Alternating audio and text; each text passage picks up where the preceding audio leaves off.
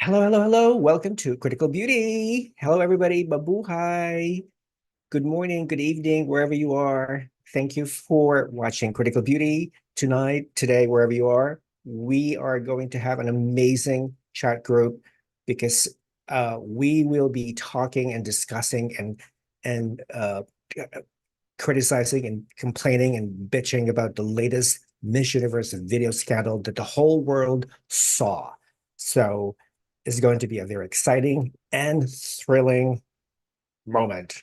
So we'll just wait for our guests to arrive. I have Gaspar Cruz. You guys know Gaspar. I have Antonio Rivadeneira, and I have Noemi Melendez and also Ed Dominguez. So we have an amazing panel of guests tonight giving us their points of view. So we're just waiting for people to come in. I think we have Gaspar. So if you guys have any questions, please feel free to type your questions or comments in the chat box below, and I'll be more than happy to read the comments back to the panel. All right, come on, people. Hey. Hi. Can't see you. Hold on. Take your time. There. There you are. Looking gorgeous ever. Something with your lips.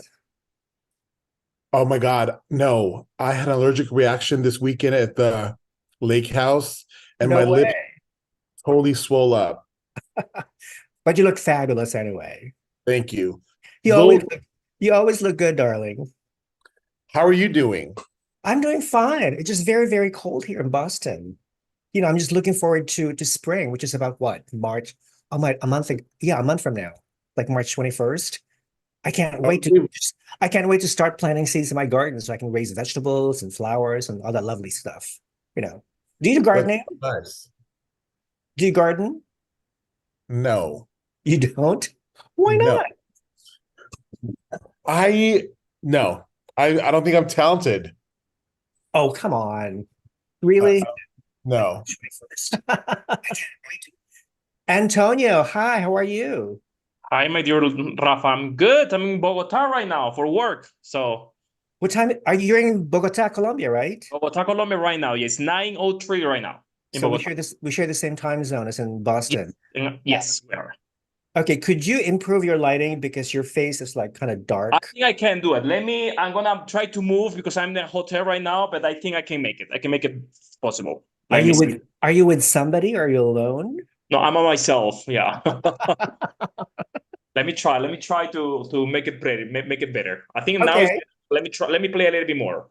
Okay, no problem. Okay, so while you're doing that, reading some of the comments with people watching us now. Erica says, hi, puppy. Hi, Erica. Erica loves me. Jan, another great fan. Hi, Rafa. Good morning from the Philippines.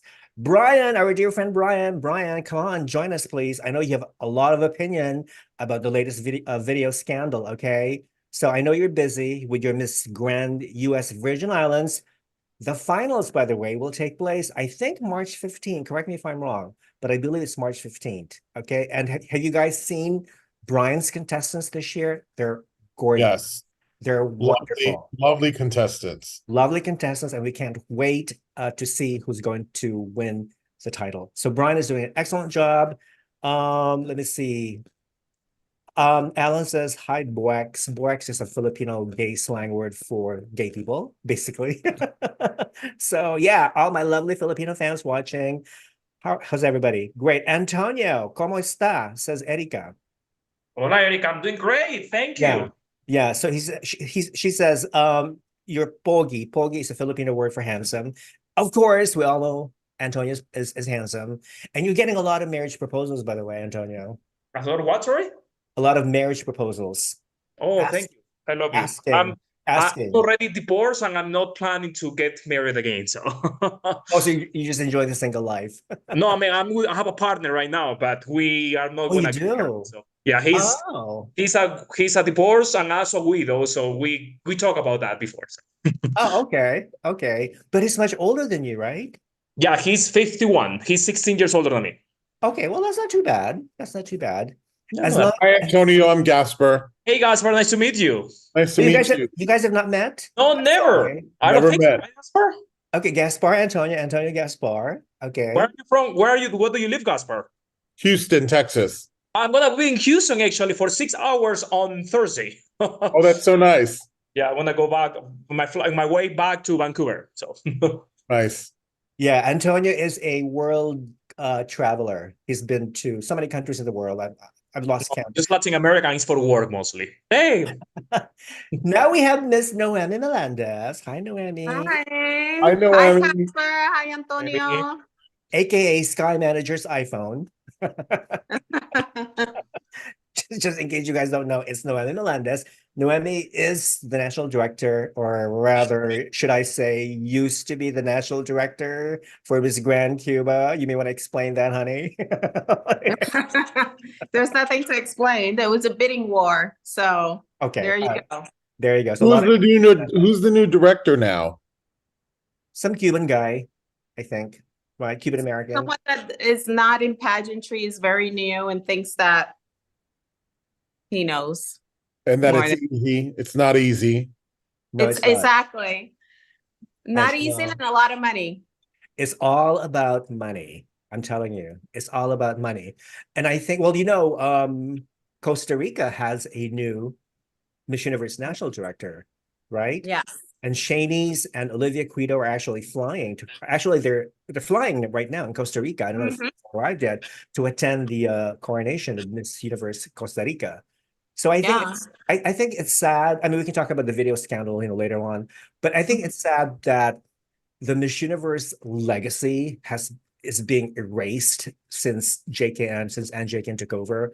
We can start with Indonesia, the Putri Indonesia organization, and then the Miss Universe Vietnam, and then of course Mexico with Lupita Jones losing the franchise, so forth and so on. So it's really, really, really, really sad to see all these great, amazing directors going away. And then people are speculating, what about the Philippines? Maybe Miss Universe Philippines is next. I hope not, because Jonas Gaffud, he's doing an amazing job with Miss Universe Philippines. And I disagree with you. You do? But he has a lot of clout. He has his own modeling agency. He's getting a lot of money. And I don't think they've picked the best girl. I think they've left some pretty girls behind in the Philippines. But wait a minute. Per the video scandal, okay, they're choosing girls who have huge Instagram, social media followers. Exactly. Okay. It's all about. It's all about followers. Yeah. Miss Grand does that, so. Miss Grand, look at Miss Grand. At least Miss Grand is being transparent. Nawat is not hiding anything. He knows exactly what he's looking for. The 4 Bs. If you have the 4 Bs, you're in. If you don't have, ciao, bye. Whereas with Anne, she's all very manipulative. She's very deceptive. She's not telling. She lies constantly. Whatever comes out of her mouth, we don't know what to believe, what to believe anymore. What she says. So I don't know what's going on. So it's going to be very interesting what's going to happen, how Miss Universe, has evolved from. Oh, I actually saw a post on Instagram comparing the 3 different eras, like the Trump era compared to the IMG era compared to the JKN era. And guess which era was the most popular and the most loved? Trump, of course. He should have stayed. He should have stayed where he was good at. I'm sorry. But see, if he had stayed with Miss Universe, then America would not have been great again. You know what I mean? Okay. So they're big. It's all about priorities, darling. Okay, priorities. The country first, pageants, who cares? Okay. I do feel like he's a better president than he is the Miss Universe president, but I do awfully miss him. What do you mean? You mean Trump is a better president than Paula Shugart? No, I think he's better as the president of our country versus the president. He was a better president than Paula Shugart, but I missed him running Miss Universe. Oh, okay, definitely. Me too. Me too. Do you forget I was on his reality show, Pageant Place? Yes, I remember that one. Yeah, it was fun. Yeah. Yeah, that was that was controversial by itself, that show. Wasn't that with Rachel? Yeah. That's what we want to do it for. And of course, Anne is doing the same thing with their proposed reality show, featuring all these inclusion girls. You got to have a fat girl, you got to have an old girl, you got to have a married girl. Not a fat girl. That's not the right term to use. Whatever. All right. Reading some of the comments. Hey, Rafa, really looking forward to the discussion. Yeah, me too. Frank, hello from Texas. I've been waiting for this all day. Don't hold back on Miss Universe, Rafa. I expect you to be triple banned by Anne after tonight. You're already banned. I've already been banned. She banned me like over a year ago, Preach, Frank. Rafa will not hold back. We will not hold back. Gaspar will not hold back. Noemi will not hold back. Antonio will not hold back. None of us will hold back. We're just waiting for our other guest, Ed Dominguez. I hope Ed did not forget, because he's... Let me send a message to him, yeah. Is it in Colombia too, or he's back in Panama? It's in Panama at the same time, yeah. Oh, okay, he's in Panama. Okay, he's back in Panama. So hopefully, he'll join us.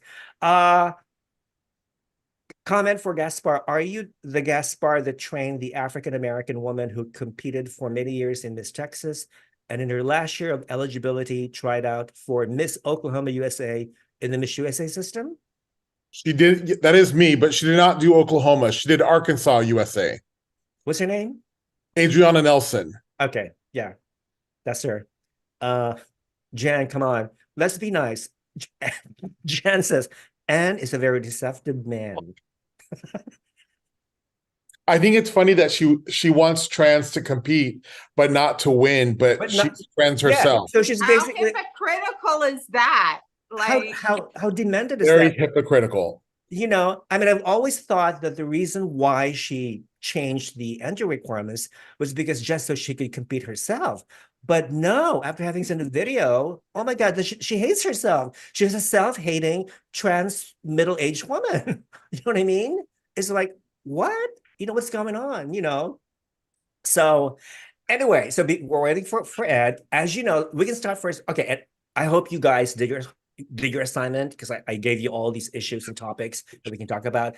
I want to talk about Miss World, because as you know, Miss World is happening in India. I got to be careful about that. For this Why is that? Time. I know you have issues with Miss World, Gaspar. I know. We all know the issues with Julia Morley. She sued me, Antonio. Sorry, what? She sued me. Who? Julia Morley sued Gaspar. I didn't know that. I'm so... Oh my gosh, Gaspar, I didn't know that. Okay. Gaspar, this is your chance to talk about it. Yes, please. So I started the Miss Teen World pageant, and she felt like it was too close to Miss World. Oh. We were in court for years. I won the first lawsuit, and then she sued me again, and then she won the second lawsuit. So it was a big disaster. Oh my, I didn't know that. I'm sorry for that, Gaspar. Yeah, I heard he sued the Miss. He was having trouble with different pageants. So I started the Miss Teen World pageant, and she felt like it was too close to Miss World. We were in court for copyright infringement. Correct. Yes. So that's the reason. And of course, because of that, you stopped producing Miss Teen World, correct? I did.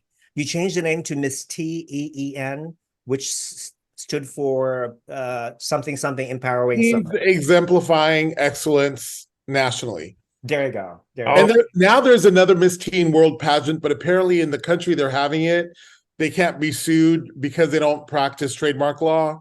Exactly. Mm-hmm. Yeah. Well, even though before we continue, hi Ed. Woohoo! Hi Ed.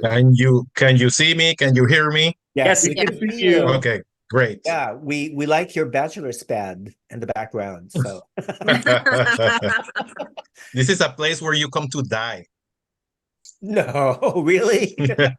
Well, at least you're gonna die in a nice place. That's good. Yeah, that's the idea. So yeah, that was the issue that Julia Morley had with Gaspar's Miss World the copyright infringement. But the thing is, I think everything has become lax these days. Anybody can use the word universe. Anybody can use the word world, earth, international. I think in the US, the court decided that those words can be used by anybody because they don't refer, because they're generic titles, basically. So that's why, it has become less, stricter. But back in the day when Trump was the president, was the owner of Miss Universe, he had lawyers like sending cease and desist letters to all these minor pageants from all over the world that was infringing on the word universe, because he did not want to be associated with those cheap pageants and stuff. You know what I mean? So anyway, so we're talking about Miss World, Ed. I know your girl, Miss Panama, is competing right now in India. How's she doing?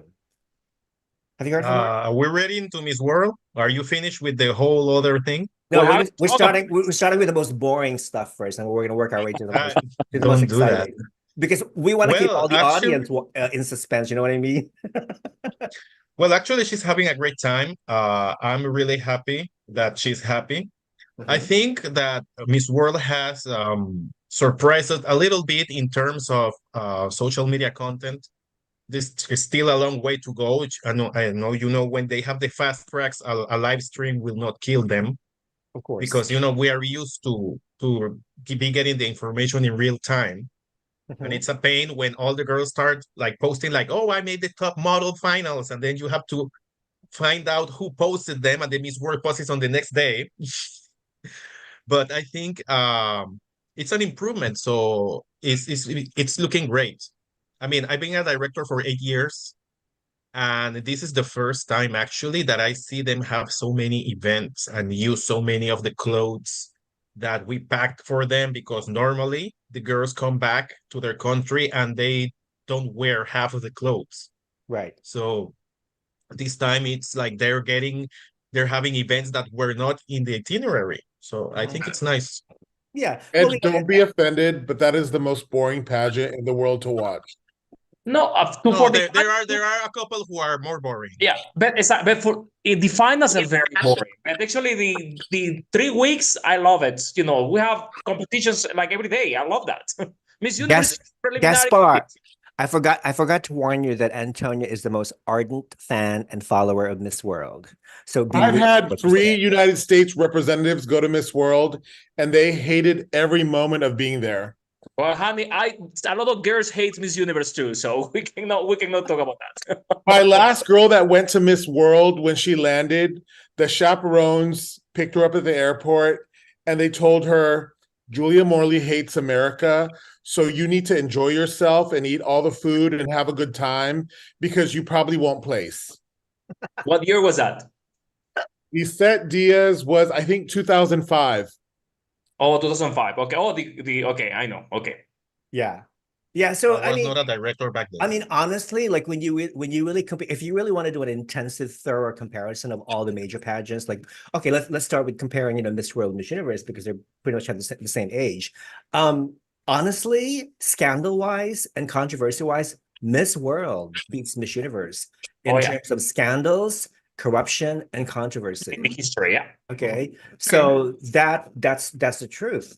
And whereas Miss Universe has been owned by different owners in the last 60 years, with Miss World is run by family. It's a family dynasty. I mean, when is Julia Morley going to kick the bucket? I mean, the son's been arrested for sex trafficking, cocaine. I mean, what other more scandal can you ask for? He's still there. That's the issue. I don't know why he's still there, but that's why is he still there? Yeah. Exactly. Right. So not only that, but remember, Julia took the girls. The first time the pageant was held in India in 1996, there were religious protests, religious riots. Some of the girls, literally feared for their lives. And also when she took them to Nigeria during all these Islamic riots occurred, so she was forced to bring the pageant back to London.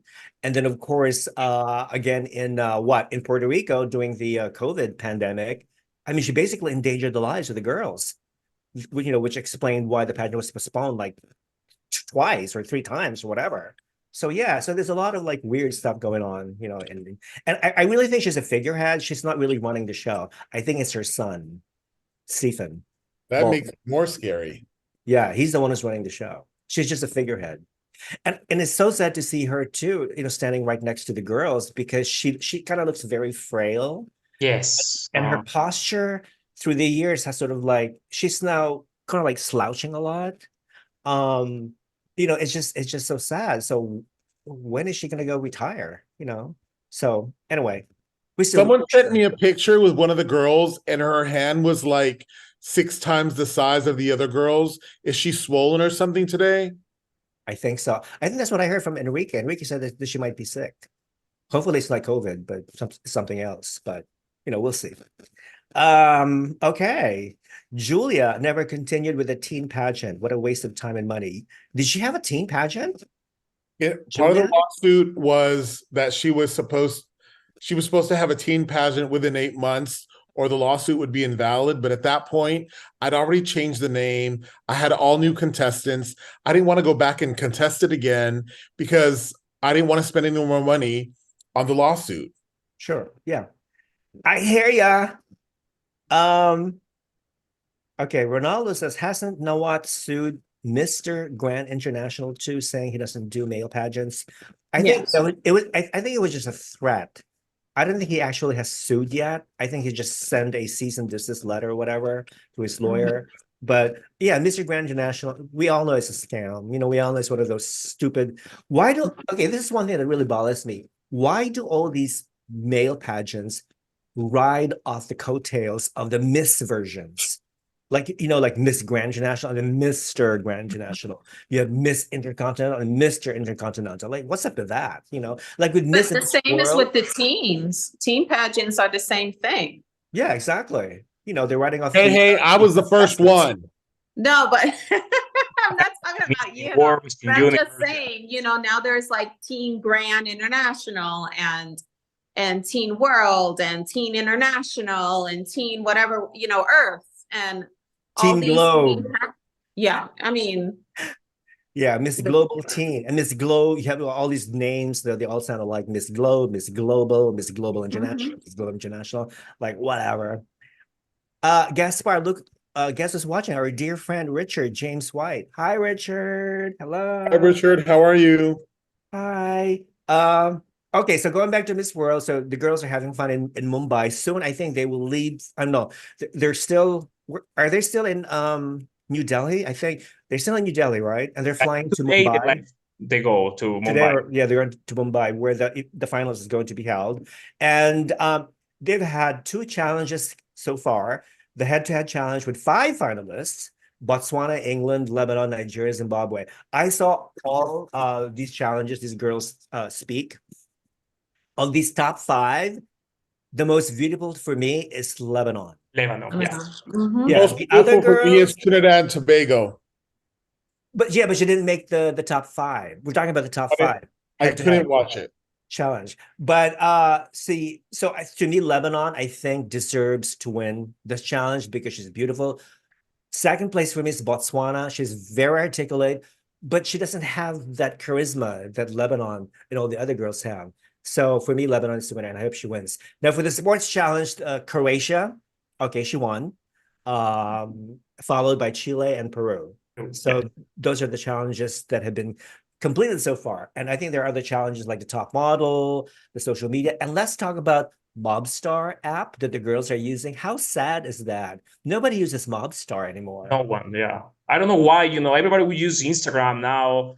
I don't even know what Mobstar is. See what I mean? No, but even Gaspar hasn't heard of Mobstar. Noemi, have you heard of Mobstar? Yeah. I've heard of it, but I've never used it. Yeah, I've used it in 2021 when the pageant was in Puerto Rico because I was voting for my girl Miss Cameroon. Blah blah blah blah blah. But that was it. I stopped doing it. Like nobody uses Mobstar anymore. How antiquated. You know what I mean? Like let's move on, Miss World. Let's move on, Auntie Julia. Everybody's using Instagram now. Nobody's using Snapchat anymore. Snapchat is gone. Hello. It's either TikTok or Instagram. Nobody uses Facebook. Like the Gen Z girls, the younger girls, some of them probably will have never heard of Facebook.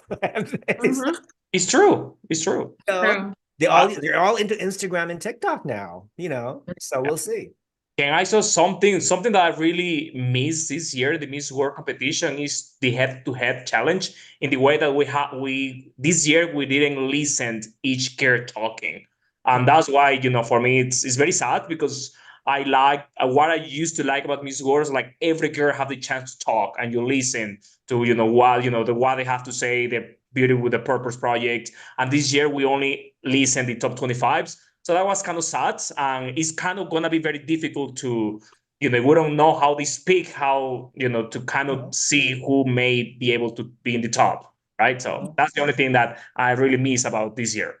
Right, exactly. So I think for me, my favorite so far, Lebanon. I like England. England is this beautiful redhead. You know, if you have the chance to watch her video, her presentation video, good. France competed in Miss Universe 2021. Clémence Bottineau, she made the top 10. She was the girl who had COVID and she had to stay in her hotel room for a few days to recover, but she made the top 10. She's competing again with a slightly different look. I do love her national costume, representing Versailles Palace, which I thought was very elegant, very sophisticated, amazing costume. Botswana, India, hometown girl. I think she has a very strong chance of winning the Miss World crown for India again. But she's just stunning. But I don't think she's gonna win because there are girls much stronger than her. I like Nepal. I like Philippines. I like Trinidad and Tobago. I think TNT has also one of the most beautiful faces that I've ever seen. Beautiful faces. Gorgeous. Her skin is just gorgeous. She's flawless. The way she speaks. I mean, I could literally look at her like all day long. Another girl that caught my attention was Wales. I don't know if you guys heard her story. Wales was involved in a car crash, very serious car crash, like 2 years ago. She recovered, and she has this very unique features. I think she's a mishmash of every ethnicity, of ethnic race in the world. She's like ethnically versatile. She could be African, she could be Asian, she could be white, she could be anybody, you know. So she's amazing. Two favorites of mine, and they're both on most everybody's list, are Colombia and Czech Republic. Colombia, she speaks like 4 or 5 different languages. I know her French is very fluent because she lived and studied in France. Czech Republic is a tall, stunning blonde that looks like a Barbie doll. Looks like the current Miss World from Poland, you know, Carolina. But neither of them made the cut in both sports challenge and the head-to-head challenge. What does that mean? Does that mean that they will not make the top 40 eventually?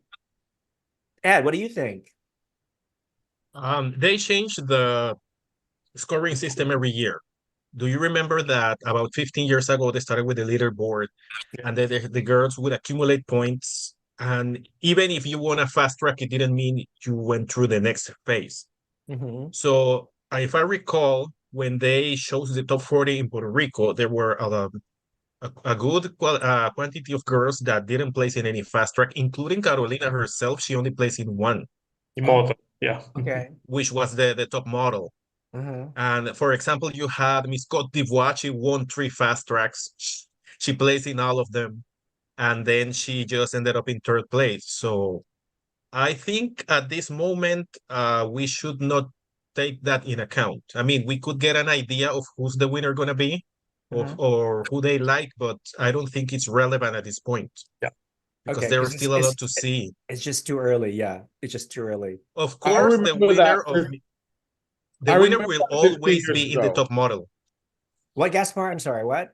I remember that leaderboard 15 years ago, and like the girls that were in like 3 through 7, none of them made the semifinals, which was crazy. So we were like, what use is this leaderboard? 2012, I think it was, when China won. Yeah, the Miss United States making the top 15, but her points were like much less at the bottom. So we were like, what is the leaderboard? Did they have those leaderboards in 2021? Did they? No, I don't remember. No, they stopped in 2015. 2015 was the last one. Okay, good. I hated those freaking leaderboards. I couldn't stand them. It was just so, I don't know. It was rigged anyway by Steven. Steven did all the scores himself. For example, I don't know if you remember in 2014, when they started the leaderboard, they always started with the interview score. The interview score was the biggest. And France, which was Flora Coquerel, she was in 1st place. But then what people don't know is that Flora left the pageant to go back to France to crown her successor that year, and she missed like 4 of the fast tracks. So then she got 0 points, even though she won the interview basically. And then when you added everything, she didn't even make the top 20. That was interesting. That is very interesting indeed. So this is what I mean. This world is unpredictable. You don't know who's going to win, you know? So all the I went in 2005. Those judges were just sitting there, but they had no pens or papers. Yeah, exactly. And then at the end of the night, Julia just went on stage and announced the winners. And I was like, did she just pick who she wanted? Yep. That's what it's true. Here. Yeah, there's no sense of competition in this world. Yeah, totally. But in her defense, they all there for 1 month with the girls, so they know who is the best one. They choose the winner. Period. I mean, they already know who's the winner. You know who's the best one. That's who they crown. Yeah, that's exactly. Yeah. So in a way, Miss World is more corrupt and deceptive than Miss Universe in many aspects. True. You know what I mean? So anyhow, let's move on. Okay, so you guys know about the Miss World Bulgaria controversy, right? Because the original winner from Bulgaria, Kristiyana Yordanova, hopefully I'm pronouncing it correctly, Kristiyana Yordanova. I was actually chatting with her on Instagram, and she was crowned Miss World Bulgaria back in December 2022. Okay, she was supposed to be sent to Miss World in India, but 14 months later, she was dethroned, and they gave the crown to the 16-year-old girl. Her name is Ivana Sabeva. Okay, so Kristiyana and I had been corresponding through Instagram, and she was telling me all her story and whatnot. So, and I believe her story because her story reminds me of that of Alissa Anderegg, Miss World America 2020, who was denied, her right to compete in Miss World. She was replaced by you-know-who, whose name I will not mention because everybody knows who she is. She now runs Miss World America, and she's now one of the social media managers of the Miss World social Instagram and Facebook pages. Her initials are SS, okay?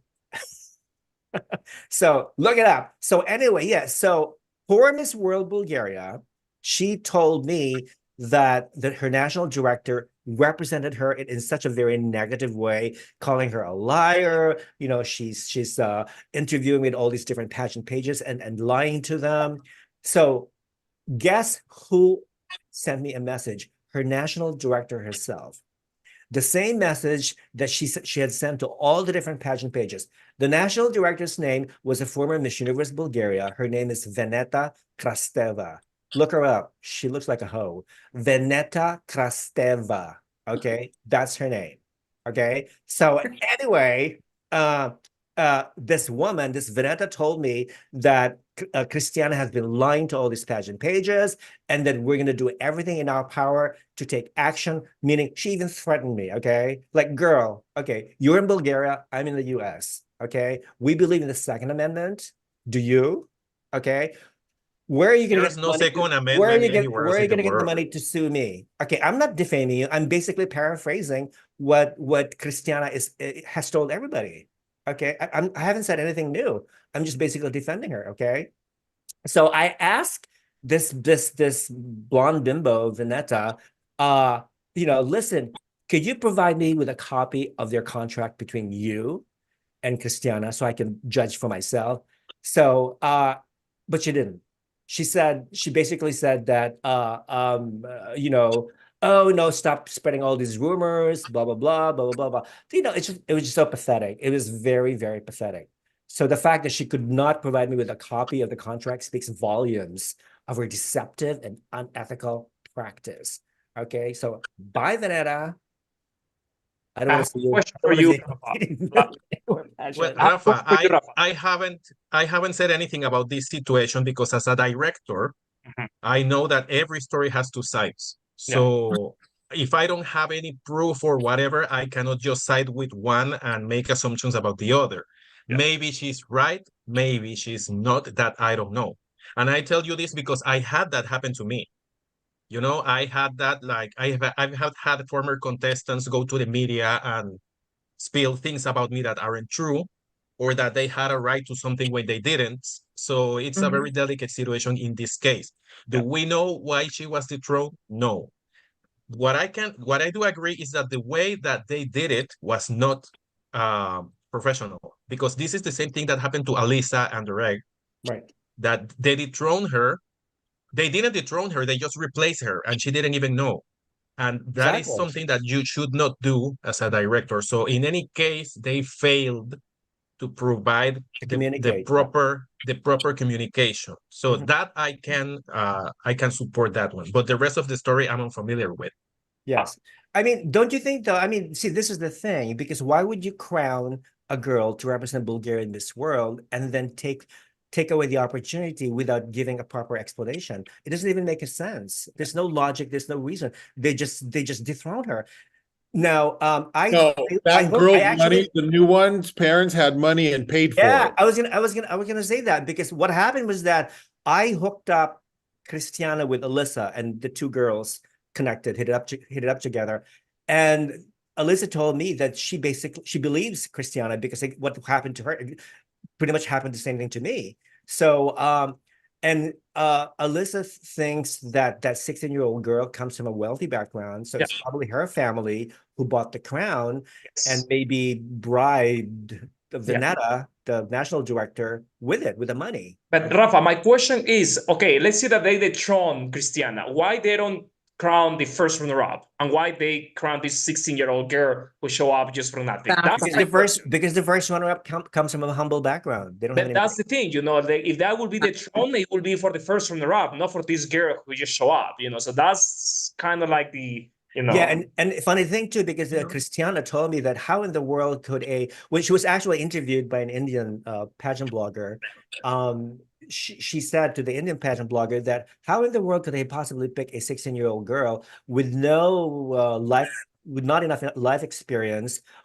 We don't even know what her beauty with a purpose project is all about, you know. So everything is just like weird. It's like, you know, falling into disarray, total disarray. But she's half Canadian. What? She's half Canadian, right? She was born in Bulgaria. Her family moved to Canada when she was 8 years old, and then she moved back to Bulgaria to compete in Miss World Bulgaria. Oh, if she had the passport, she had a passport, yeah. Canada, yeah. Hopefully one day, I want her to compete in Miss World Canada, and I bet you she's gonna win. She already did. Canada. She already did. She needs to come back again and try until she wins. Okay, Michelle Vesvaldi, the national director of Miss World Canada, a good friend of mine. Please just give the crown to Kristiyana, okay? She's all prepared. Don't waste your money, okay? Just send her, okay? What I think this is one thing that really bothers me about Miss World is that they totally ignored Kristiyana's emails and pleas. The same thing that they did with Alissa Anderegg. They don't care. They don't care about what's happening in the national competitions. They just don't give a shit about these girls. Okay, so that's really very sad. Anyway, that's all I have to say. Let's move on to the Miss. Before the scandal, I want to talk about the Paula Shugart. As you know, last week, Paula posted on her Instagram that she's basically pissed at Anne, okay, because Anne had told lies about Paula. She accusing Paula of being corrupt and receiving money under the table, aka rigging the results of Miss USA, Miss Universe, or maybe Miss Teen USA, who knows? But those are really very serious accusations. So if Gaspar, tell me, if you were in Paula's shoes, would you do the same thing? Would you threaten to sue Anne? Unless, of course, she said it about you. It's true. I feel like it's like the kettle calling the teapot black. Okay. I feel like they both have things that are questionable, and I think that Trump, you know that Trump and Paula hate each other, right? Oh yeah, for sure. And the only reason he kept her is because she came with the contract when he bought Miss Universe and NBC. She was a former employee of NBC, and they assigned her to be the president of Miss Universe. He did not love her. I think they're both. I think I personally like Paula sometimes, but I think that she has done things to make me question her integrity. And I think I definitely think Anne has no integrity. So I just think it's two people with lack of integrity fighting at each other's words. Yes. Okay. But I think most of us want Paula to sue Anne successfully because, you know, I mean, how much more can you put up with her with Anne's half-baked ideas and, you know, unfounded statements and whatnot? I mean, Paula's the one who wanted trans contestants and older contestants and married women. But she did that because she was pressured by that transsexual contestant from Canada, Jenna Taklo, remember back in 2012? She was, but she should have stood her ground. She was the president. Why is she listening to one girl? She changed the trajectory of how girls view Miss USA and Miss Universe. The girls that I work with are like, I'd rather do some small pageant that's fair and get some money out of it than do Miss USA or Miss Universe because it's so politicized. They don't want to spend their money there. And so when they don't want to spend their money there, state directors leave. When the new director of Miss Texas USA, when he took over last year, the previous director with Miss and Teen combined had like 300 something contestants. When he took over, he had like 150. Like that's a big change. That is a big change for sure. That tells me that girls don't want to deal with politics. Yeah, I don't. Yeah, because you know, yeah, I mean, you can't. How do you fulfill a young woman's dream if there are constant obstacles or hurdles? One of them is being politics. You know, I mean, people like to fight, but if you want to fight, do it behind the scenes. Why do you have to advertise it in public? It just doesn't make any sense, you know. And that's why do you, okay, another situation today, I found out that Roger, aka the Pageant Nerd, you know, posted a video, a goodbye video, basically on his Instagram, explaining all the reasons why he needs to shut down his channel. I mean, for 4 years, you know, the Pageant Nerd Roger has provided the pageant community with an amazing content about facts, statistics. He was like very fair, objective. And then I was so saddened, you know, when I saw his video of saying goodbye. And, you know, I can understand because, I mean, one of his reasons basically was that the pageant community has gone very toxic. And after having seen the video scandal of Miss Universe, that really killed him. To him, that was it. That was the end of the line for him, which is understandable, But because in this industry, you have to have a thick skin. Sure. Noemi, Gaspar, and I, I'm not so sure about Antonia or Ed. We all have thick skin, right, people? My skin. Otherwise, we won't be doing what we're doing right now. Right.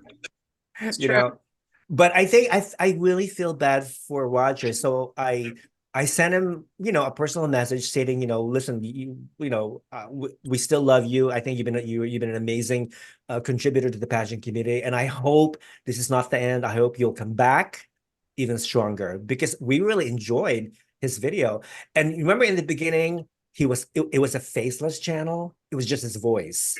So I told him, you know, in the message that I sent him, listen, the reason why I was drawn to your channel to begin with was because of your voice. And then when you decided to show your face, that even made me love you even more because your face went with your voice, you know. And so, you know, we're gonna miss him. I mean, he appeared on my channel like a couple of times with Noemi. I think Noemi, you met him, right? Yeah, I met him through you. Yeah. I was at Antonia as well, and Antonia. So we all feel bad for him, but hopefully, you know, he needs some time to decompress like the rest of us, and then he'll probably come back eventually. I mean, it's the same thing with Peter Serino. That's why, you know, his taking his time to decompress, and eventually, you know, he'll come back. So anyway, so that's the problem. We wish Roger the best of luck. Now going back to the okay, let's go to the nitty-gritty. So we all agree that Paula Shugart should sue Anne, and we all hope that she wins, correct? Right, Gaspar? I do. Even though you hate Paula? I don't think that suing her will benefit anything. I agree with you. Waste of time. Yeah, like energy, time, resources. But you know what happened, right? Because I think it's going to demean the pageant even more, and I think it's going to make the contestants overall hate this whole environment and probably all stop competing. So if you want to ruin the system, that's probably the best way to do it. all I can think of is that I hope that there is some filthy rich American who likes pageants, who likes entertainment, buys out Anne and Raul and bring the pageant back to America where it belongs. The pageant should be run by Americans, okay? Not foreigners who don't even know what they're talking about, what they're doing, you know? It's just like, whatever. I bet you Mexico wins this year. No, I bet Venezuela will win this year. I mean, I always want Mexico, but I bet you Mexico is going to win. Why? I hear Raul owes people so much money. Really? I heard that before he even bought the pageant, he was crooked, stealing money from families. So I think it just goes from one crooked hand to another. Imagine that, Noemi, your future husband is a criminal. What do you have to say, girlfriend? You know what I also heard was that long term, his goal is to run politically within Mexico. So don't be surprised if he makes an announcement in a few years. But that's what they're saying, that eventually he's going to run for president. Another Mexican president. So interesting. That's interesting. Yeah. Another thing, a reliable source told me that the alleged new apartment of Miss Universe in New York City is actually Raul's own apartment, and that Shani's Miss Universe, when she comes to New York City, she stays in some mediocre hotel in New York City. That's what my reliable source told me. Not only that, but this reliable source also told me that Raul had chosen as his associates mostly male/Hispanic executives, and they don't take pageants seriously, but they consider pageants as nothing more as a meat market, human trafficking, so to speak. So there you go. And I believe my source. I'm not going to name the names, obviously, because I want to protect their identity. Okay, people notice I said their identity. I don't mean to say binary or non-binary. I simply mean to say mutual. So I'm using the word their in this context, okay? That doesn't surprise me one bit. You're not surprised? See? No. No, okay. And also, did you know that last week in Thailand, the Securities and Exchange Commission approached JKN Global, and they want to do an investigation of Anne, and they froze her passport. She's stuck in Thailand. She cannot get out of Thailand. She can't. And did you notice too that since Paula announced on Instagram that she was going to sue Anne, Anne has been very quiet about Paula. She hasn't said a thing about Paula. Go figure. Why is that? I don't think Anne is really a Thai billionaire. I think all that money she said was hers were actually her investors' money. Yeah. Yeah, exactly. That's why the investors up. That's why all these investors are up in arms. They want to, confiscate her assets. They want to confiscate her fur coats, her Louis Vuitton bags, her designer clothes and stuff. Buying the jet was stupid. Has Miss Universe ever been on that jet? No. Well, maybe once or twice. Once or twice, I think. Yeah. Yeah, they went to Mexico. They flew. They used the jet from El Salvador to Mexico. Remember that? That's a photo? rental. That's rental. That was rental. That's a Really? rental. Yes, Really? it's a rental. Well, see, this is one thing too, because Miss Universe is supposed to promote sustainability, and they're supposed to promote climate change and global warming, yet they're using a jet which causes a lot of fuel, okay, that pollute the air. And here we go. There goes your sustainability bullshit right there on the train. You know, it's just amazing. All right, just reading some of the comments. The lady on the panel, what is her name? People, you should know Noemi Melendez right now, okay? She's a former Miss Grand Macau. No, just kidding. Runway Puppy is watching. Hi, Runway Puppy. He's saying, we need new owners for Miss Universe. Yes, I can't agree more. Definitely. But who is he? Who is she? Actually, you know what? Okay, I sent, I'm not sure if Laylah Rose is watching, but I sent Laylah Rose a message early today, and I said in caps, I said in caps, Laylah, please take over Miss Universe. Make Miss Universe great again. The pageant belongs to Americans. That's a bad idea because from a very good source. Wait. Her response was that emoticons of hands with a big heart sign, heart. So a very good source of mine told me that she's trying to put Miss USA in an apartment in the ghetto near Miami, and that she hasn't paid Miss USA's salary for like 3 months. Really? Very good source told me. Interesting. Okay, interesting. I think Miss USA liked your comment, right? You posted something and she liked it. Yeah. Well, yeah, because I mean, Laylah and I are in good terms. So no, Laylah, Miss USA, the current Miss USA, likes your posts. Noelia Voigt, when she saw my Instagram post, she liked it, and now even her mother Jackie sent me a friend request and a follow request. Yeah, so they seem to like me. They don't like you, Gaspar, but they like me. So deal with it, okay? Just kidding. But see, this is the thing. Remember, everything is still in the process of transitioning. And that, okay, let's talk about Dani Walker. Remember Dani Walker? She blogged about the fact that she was blocked by Miss USA and Miss Teen USA.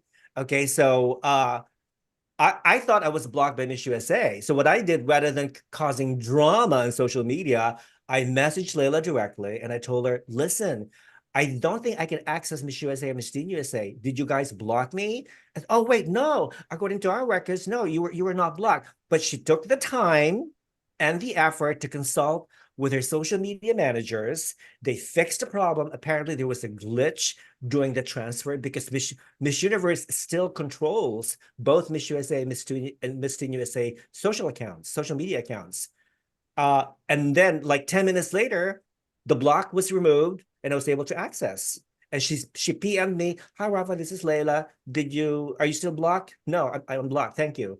So I posted a comment on Dani Walker's blog telling her, I think you should message Laylah and ask her why you were blocked. She deserves to be blocked. What? Dani deserves to be blocked? She deserves to be blocked. Okay, give us the dirt. Spill the tea. Why? I just think you couldn't win your home state of California, so you moved to a state in Montana with 4 contestants. You get to Miss USA, and you looked worse than a regular Montana contestant, and you have the nerve to judge other people and how they look.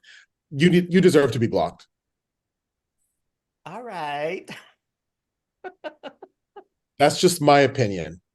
Ed, do you agree? Ed has been very. I don't know who she is, so I'm exactly quiet. my point.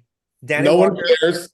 Yeah, Dani Walker was Miss Montana USA 2017, 2018.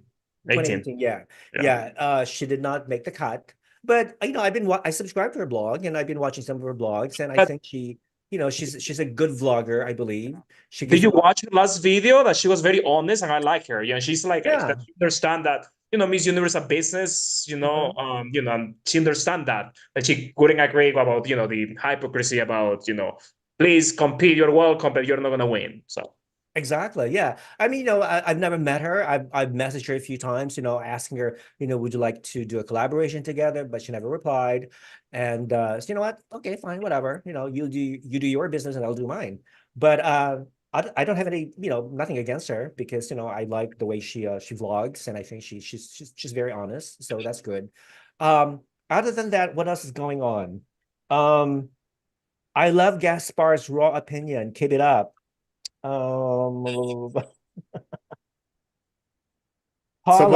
Paula needs to come back to Miss Universe. I don't know if that's a good idea. No. Leave her alone. She's retired. She's, living her life. Just let her be. This is the thing, what I didn't understand about Anne, and it just bottles me. Like, I can't understand. Why are you talking after, 3 months have already passed from, the pageant, that she obviously said what she needed to say, right?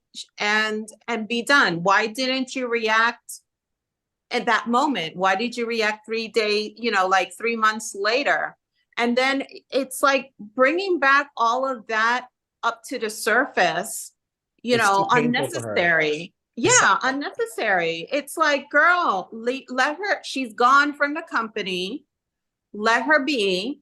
Mhm. Why can't you focus on the job ahead, which is rebranding, reestablishing your team and preparing for Mexico? Why can't you just remain focused on that? Why do you need to continue with the drama?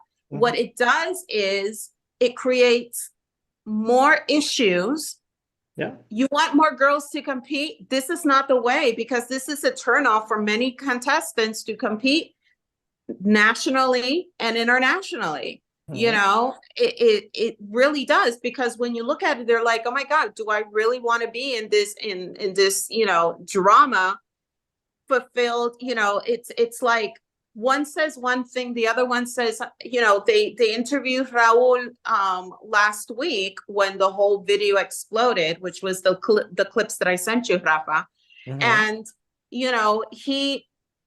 he's very good at navigating those kind of like situations, because what I think is, and what's ultimately is going to happen, is that he's going to end up with Miss Universe 100%. 100%. I think so too. I think Okay, so too. that is going to be his, Which I because think is going to be sad though.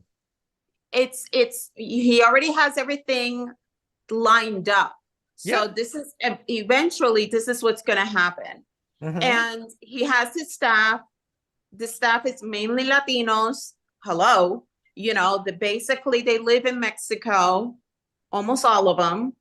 So it's, eventually that's what's going to happen. Anne is going to have to be forced to sell her part with all this scandal and the money that she owes her investors. And once the investors start with the suits and the countersuits and all that, she ain't going to have no money. So she's going to have to get away, get rid of her assets immediately. Exactly. I mean, we all know that she likes to play the victim, right?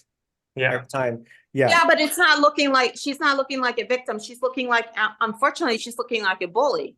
I mean, just leave Paula. She did her time. She gave her life, almost all her life to Miss Universe. Because she started very young with Miss Universe, when you really think about it. And, it's like she did her thing. Whether you like her, don't like her, politics, who she selected one year, whatever, but you can't say she's corrupt you don't have no receipts. You weren't even there when that happened. That's not professional. Whatever happens, you weren't even there. I agree. So you're going by rumors, people talking, if you are going to accuse somebody, you better have backup receipts. Mhm. You don't got them, then you don't have them. So this is what's going to happen. I think Paula, with the video that came out, I think she's going to back off because this is bigger than her little suit. You know what I mean? Like, compared to what's really coming out. Mhm. I think this is kind of like a blessing in disguise for her. Mhm. This is what I would do if I were her. Don't even bother, because what's coming out right now is worse than what she talked about you. Totally. Because you're not going to get sponsors now. Who is going to, Nobody. how the sponsors are going to really, be involved with the pageant after all of this? Why do you think 24/7 she tries to sell fish sauce on her TikTok? That's all she does. TikTok sells fish sauce, other products, whatnot that nobody wants to buy. She's really very desperate. And the fact, I really hope that Paula pursues the legal lawsuit in Thailand, because Thailand defamation laws are taken very seriously. Defamation and slander is considered a major crime in Thailand, and you can get penalized for a jail sentence, or you can get totally bankrupt. They can seize your property, your house, all your money, your assets, everything. So if Paula wins, say bye-bye to all those fur coats and Gucci bags and hormone treatments and whatnot, So adios. My whole thing about Miss Universe being in Mexico, I just feel bad for Miss USA, because every time the pageant's in Mexico, Miss USA does awful and they boo her off the stage. Yeah. That's unfortunate. What happened to Rachel Smith in 2007 when she fell off her butt, but she recovered gracefully. And she made the top 5 and she got booed for that. I just know that Mexico hates America so much they're going to boo us the whole way through. Okay, now with these, now let's talk about the video, the scandal. A little background for those people who don't know anything about the background of the video.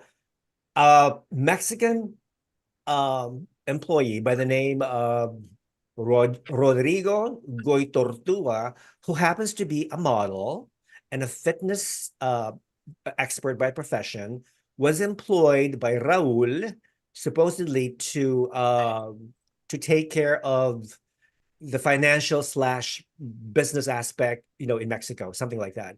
So this meeting took place on October 23rd, 2023 in Mexico City, in the Miss Universe Mexico headquarters. And in the meeting, you had Anne conducting the conference with Raul. Who else was there? With Cynthia de la Vega, the new national director of Miss Universe Mexico. Anne's right-hand woman, I forgot her name, she's Thai. I didn't see Olivia Quito in the video, but there were no, she wasn't in she there. wasn't there. She wasn't there, No. but there were 3 or 4 other staff members who were there. Mhm. Okay. So basically, I mean, everything is pretty much, self-explanatory and self-revealing. They talk so many things about, about their new marketing strategy. And of course, they let the cat out of the bag, stating that, let's basically, what they're saying is that let's use and exploit this inclusion girls to make more money. Let's take advantage of the inclusion girls to create a new reality show where they get to feature or to pretend to talk about their advocacies and their platforms, while at the same time trying to sell the Miss Universe products. Okay, wouldn't that be amazing? Wouldn't it be fabulous? Okay, and we know that they're not going to win. Okay, why do you think Nepal made the top 20? Only because she has a huge following. Her story got a lot of traction. Good publicity means more money for Miss Universe. Let's put her in the top 20. Let's put that mother from Colombia, okay, with 2 kids, whatever her name is. She deserved it. I forget Miss Colombia's name. Oh my God, I'm totally blanked out. What is her name? People help. Claudia? What Miss Universe Colombia's name? Top 5. The mother. Shit, I forget. Camila Vea. Camila. No. Camila. Okay, let's put Camila in the top 5, but we're not going to make her win because we don't like mothers. Okay, so that was only a ploy, a strategy, for more viewership. And then let's put a trans woman, Portugal, in the top 20. We're not going to let her win because we don't like trans women. Even though I myself am a trans woman, I don't want another trans woman to take away all the attention from moi. Hello, okay? So that's Anne's thinking, I think, okay? TTT, Thai Transgender Thug. That's my new nickname for Queen Anne. She's gonna sue Hey, you. TTT. Hey, TTT, how you doing? Okay. She's gonna sue you. She's gonna sue me. Yeah, good luck. With what money? Okay, Nawat. She's probably gonna beg money from Nawat, because Nawat is laughing his way to the bank. Imagine that. Imagine Nawat. Okay, he's officially the richest pageant owner in the world. Is that safe to say? Wait, why is he a pageant owner? Well, he owns Miss Grand International. He runs Miss Grand. Yeah, but he's not the richest. He's not the richest. He's not the richest. Who's the richest? Julia? Morley. Yeah, she has much more money than Yeah, Nawat. that's right. You know what? Because she has offshore accounts in the Cayman Islands. Yeah. See, Antonio's laughing because it's true, right? I don't know. Oh my God, what is happening in the world? I wish we could see the comments. Yeah, Camila made it all the way to the top 5. Yeah. They only make it appear like there's inclusivity for publicity's sake. Yeah. But I guess. I have a question for you guys because Nepal is losing weight, by the way. Nepal is losing. Nepal, yes. She's losing weight. Remember What's what happened? Question? Same story with Canada, University of Canada, Sarah Burchell in 2016. She gained weight on purpose because she wanted some attention, because of inclusivity. And then after the pageant, she started losing weight. Well, I heard like from a very trustful that source that they, the Miss Universe organization placed her in the top 13 because of that. Like she was chosen by the judges. She was like placed there on purpose. So anyway, my question is, guys, okay, I understand, they want rating, they would choose Nepal, Portugal, Colombia, the top 20, whatever, but they're not supposed to have like a firm like they that they sign for the results. Accounting firm. So my question is how they can control, how they will do, okay, I don't want Colombia to win. How the firm will be okay with that? I just want you, maybe I'm so naive, how that will happen. Maybe talk to some judges and ask them to give a low scores to the girls, how that will work. Well, my theory is that maybe, and just maybe, Paula had influenced most of the judges to vote for the inclusion girls, to put the inclusion girls first before the non-inclusion girls. That's my theory. And that's why all those inclusion girls made the top 20, made the cut, Now with Pakistan, even though she's Muslim, no, she's not Muslim. She's Christian. Even though she comes from a predominantly Muslim country and she did not wear the traditional swimsuit during the swimsuit parade, there's no question that she's probably one of the most beautiful girls. She was beautiful in the competition, regardless of what she wore, regardless whether or not she wore a swimsuit. She was amazing. She was fabulous. And, it was just too bad that she did not make the top 10. She should have been 10. She should have made the top 10. I would have pulled out who did not deserve to be in the top 10. I didn't like Puerto Rico. Was she in the top 10? I wasn't. No, Puerto Rico was top 5. Yeah, Puerto Rico was top 5. For me, she was perfect for. I don't know why she didn't make it the top 10. Or India too, or South Africa. I love those 3 girls. I blame Latino judges. I always say that. Exactly. But all right. Jonathan says, Rafa, I'm weak, laughing. Okay. Okay, yeah, I know. Oh, well, yeah. Another topic about Mr. Global we're going to talk about later, the former Mr. Global who's accusing Mr. Global organization of being corrupt. That's another topic. That's another day. Huh? That's another day for male pageants. That's another day for male pageants. We don't care. We don't care. Well, I think Antonio cares, right? About male pageants. You don't care? I know Brian doesn't care. Antonio, did you do male pageants? How could you people call us as pageant experts that you don't care about male pageants? Shame on you people. Shame. I love Mr. Word. I love that one. Oh my God, I love Mr. Philippines. For Mr. World? Yes, he's so hot. I think he's going to win. He's very cute. Yeah, I agree with you. Yeah. I heard Julia Morley was groping him at his national pageant. That's what I heard too. That's what I heard. No, it wasn't Julia. It was someone else. Maybe she was drugged. Who was it? I don't know. Was it Rafa? Ecuador? Oh, I don't know. Rafa? Who is all the time with Kirk? Conan. Remember? Anne had hired Kirk, Mr. World Philippines, and his older brother, Clint, like a few years ago, as basically escorts, professional male escorts.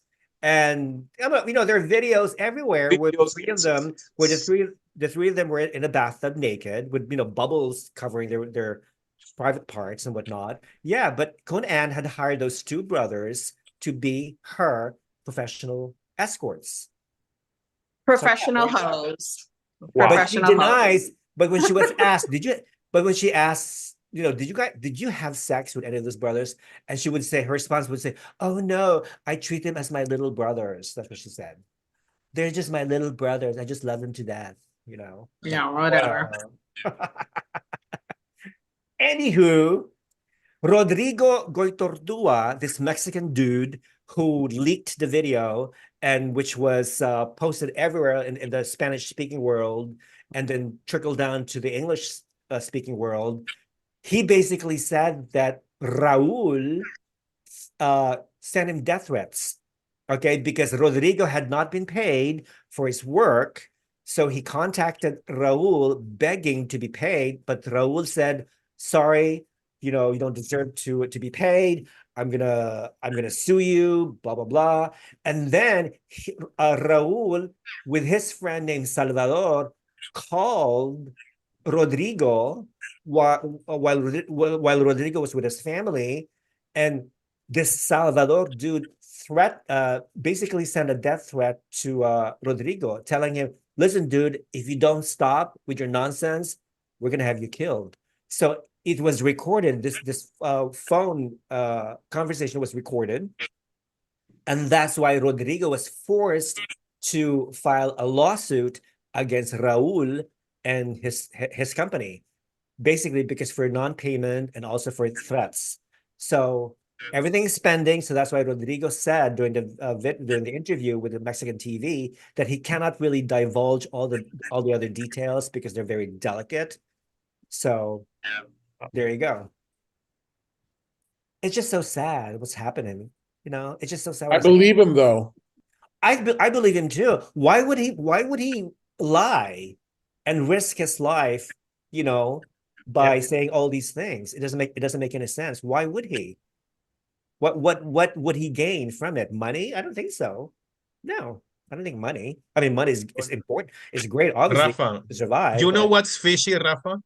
They had this meeting. They're talking about the brand. They're talking about Miss Universe, like Cunan and Mr. Rocha. But Paula was still the president and she was not there. And how can you take decisions or talk about your branding without the main person present? Because even like that, Paula finished her duties in November. So I was surprised to see this meeting took place in October. I mean, we already knew about Mr. Rocha before the Miss Universe was held. We all knew that he was the new owner. Mm-hmm. I think that when they gave the news about being co-owner was kind of to soften the blow, because I still think he's the main owner. You see, but Paula was not there. So then how can she talk about Paula being corrupt when she's the one talking about the decisions that we are going to include all these girls, but none of them are going to win? And then she's accusing Paula of doing the same thing. Like, it didn't make sense. Mm-hmm. I can buy for Paula. I met Paula in 2001 when she came to Panama, when they announced that we were going to host in 2003. Mm-hmm. And she was there when Justine was Miss Universe. Justine was close to me back then. So Paula with me was always like very gracious. And she was always yes, there have been a couple of winners that people were like, but in the end, like as a true pageant fan, you have to respect the final choice because there is nothing you can do. Mm-hmm. And to have Kun Anne, I mean, Kun Anne was always vocal about not liking Andrea Mesa, remember? About saying that it was fixed for her to win. And then suddenly she invites Andrea to the extravaganza meeting, and then she's like hugging her and everything. And I'm like, what gives? Yeah. So I always thought that Cunan buying Miss Universe was an impulse buying. Oh yeah. And in the case of the video, I think it's unfortunate because remember what happened with Miss America when this guy talked about the emails and he referred to the title holder like very disrespectfully. Yes. But they had a board and the board threw him out as a president of Miss America.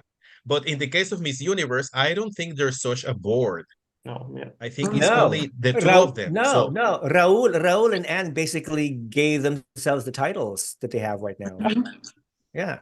So this is not something that you can do to save face. I mean, for example, the people who work for the brand for so many years must be like really sad. because there's no way you can, well, there is a way because, like I said, a lot of pageant fans are gullible, and a lot of pageant fans are actually defending the video. They're talking like, oh, they didn't say anything wrong. This is a business. They have the right. That you cannot refer to women like this, but they are defending them. Like they didn't say anything wrong. They're talking with the truth. I support them, and I'm like this. You see, because this is people who are actually patronizing mistreating of women. Yeah. You see? Well, the fact, remember that statement? There was a statement that Anne said that really bothered me was that, let's make them feel welcomed to the pageant. Let's make them feel welcome to our store, that they can do anything they want, but let's just not make them win. They cannot win, period. Now, if you're let's say a contestant who fall into this inclusion category, and you've been working so hard to promote, to represent your country on universal stage, and to basically, promote your advocacy and hopefully to win, but only to find out that you've only been being used and exploited by the company just to gain more traction and, and more publicity. So wouldn't you feel demeaned, belittled, diminished by that? I would. I definitely would.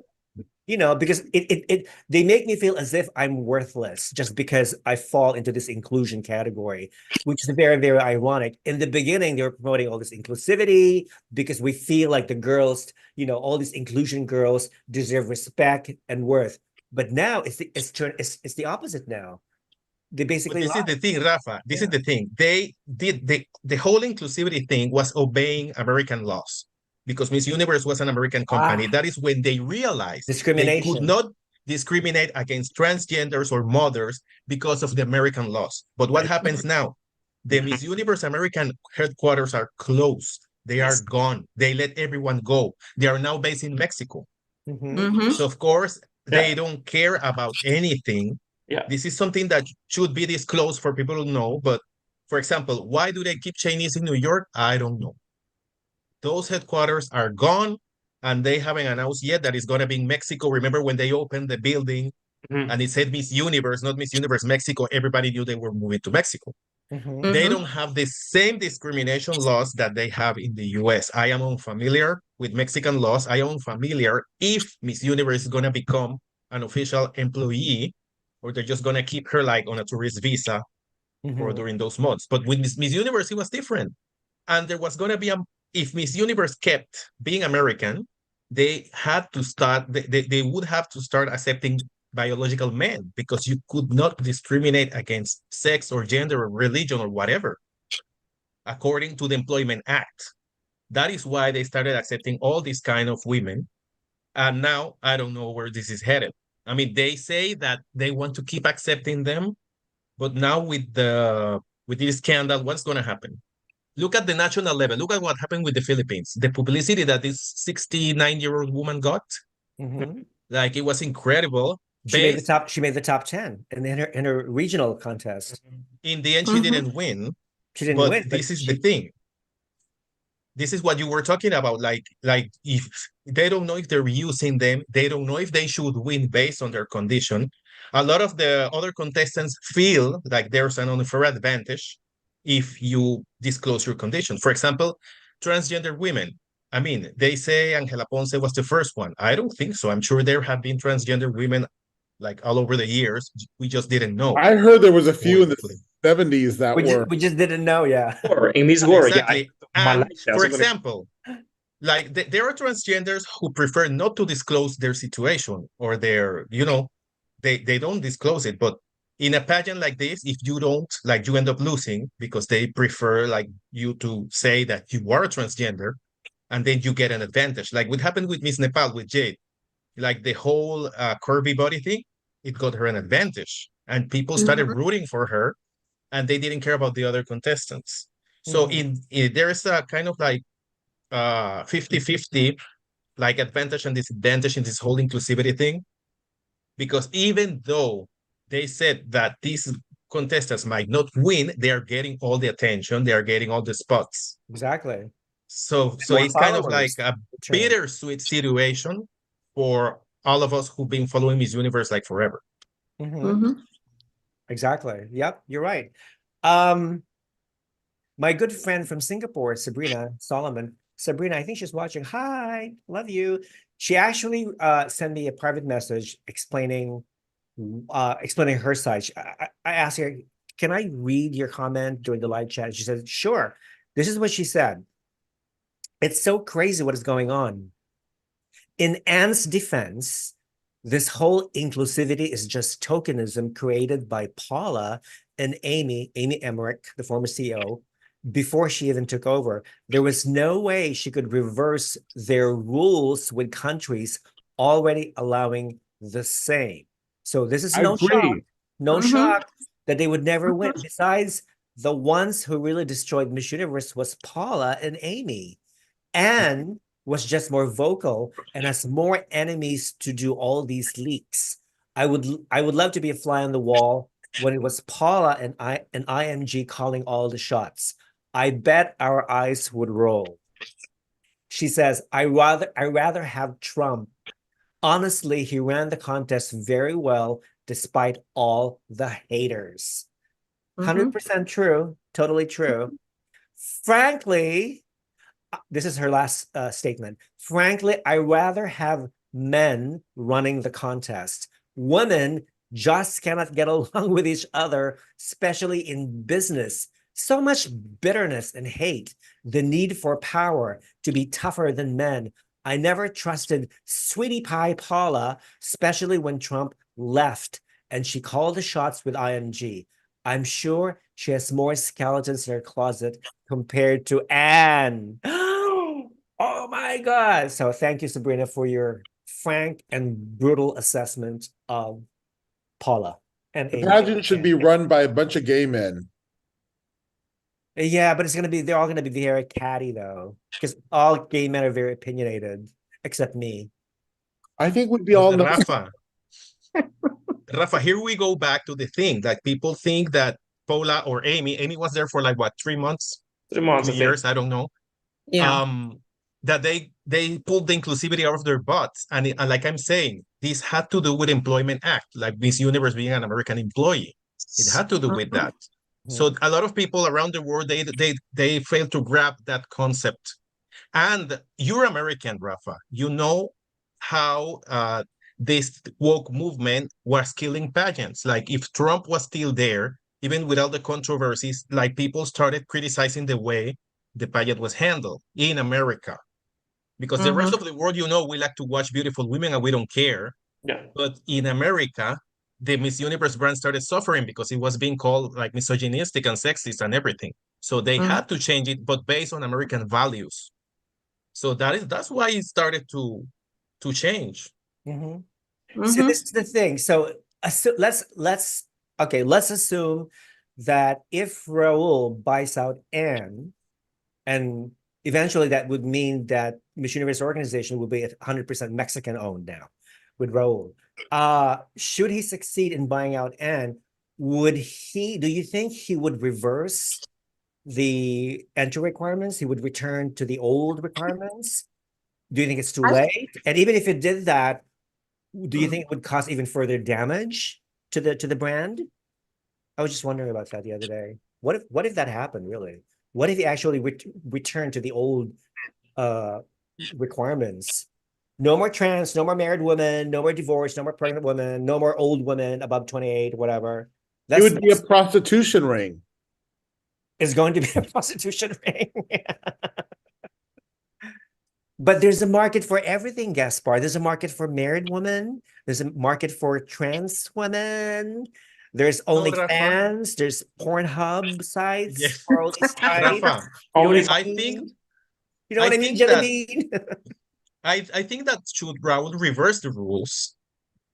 Actually, I think there would be more people in favor than against. Oh, for sure. For sure. And for sure. So I don't think it would harm the pageant in the long run. I think it would be a problem with the national directors if they had contestants with those requirements, with those requisites. But I don't think it would harm the event. I think it's the opposite, actually. But it would have to do it in a very delicate manner. Exactly. Probably because they changed ownership. So now that they changed ownership, I think we should expect a lot of changes. My contestants that are 22 and 23 don't want to compete with a 35-year-old. Yeah. They don't have the same life experience. Yes, I agree with you. They want to go true. back to 27 or 28 years old. I think 28 is a fair age. We need to leave it at 28. Well, But you know, it could be the opposite thing.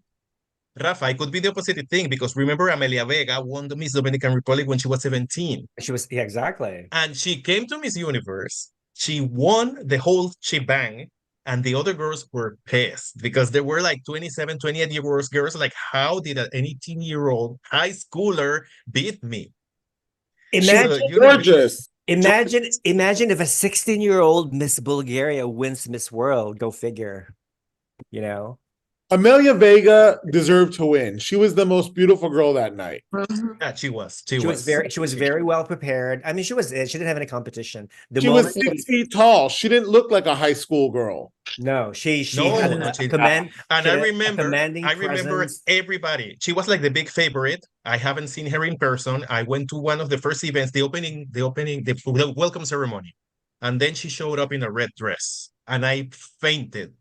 And I'm like, this is the winner. Like, I just had to look at her and that was it. The pageant was over.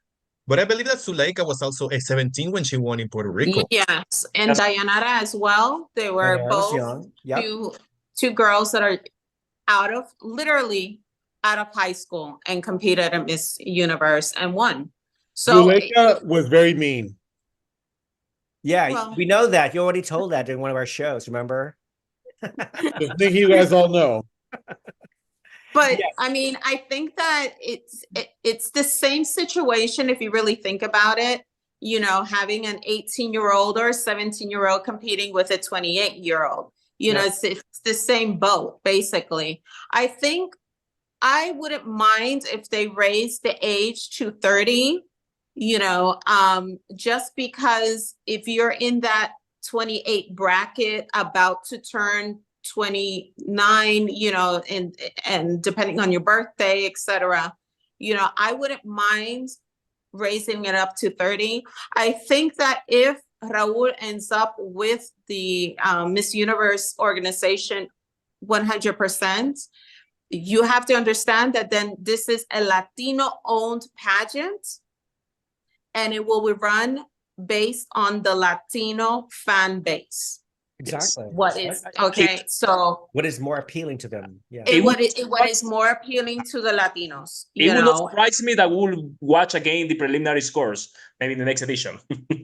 Exactly. You know, I think that it would be, you know, people, and obviously you're gonna have the Asian countries pissed off because they're gonna be like, oh my God, the Latinas are winning again. You know, but everything is a cycle. You know, everything is a cycle. You know, you had at one point all the Latinas winning at one point, then all the Asians came out strong, you know, so it's a continual cycle all around. But I think that if he does take over, that will be one of the changes. I believe that he will make those changes and appeal more towards the Latino base. Because if you really think about, you know, who watches pageants, it's not the American public that watches pageants. It's the Latino public that watches pageants. Exactly. In America, if you're looking at America as a whole, it's only the Latino countries. America, people in the US don't give a damn about Miss Universe. They don't even, you know, they know about it because of the history. But they don't really, you know, they don't really care. That's why the ratings went down. That's why they're not in NBC, you know, CBS, NBC, Fox. I mean, they're not even showing it in those channels. Now you have to go to, what is it, Roku or whatever, you know. Roku channel. Roku. Who the hell has Roku? Like nobody. I have. Well, yeah, but I mean, I don't. But those are channels, they're not, you know, national channels. Yeah, they're not exactly national network. So, you know, and then when you really think about it, who who's the one that is showing Miss Universe? The show is Univision. I just hope that they will got Exactly. judges from different regions. So more. That's Is it you know, we Univision? don't see No, that- sorry, Telemundo. So it's like, in Telemundo is their market. They own freaking the whole, all Latin America and Central America.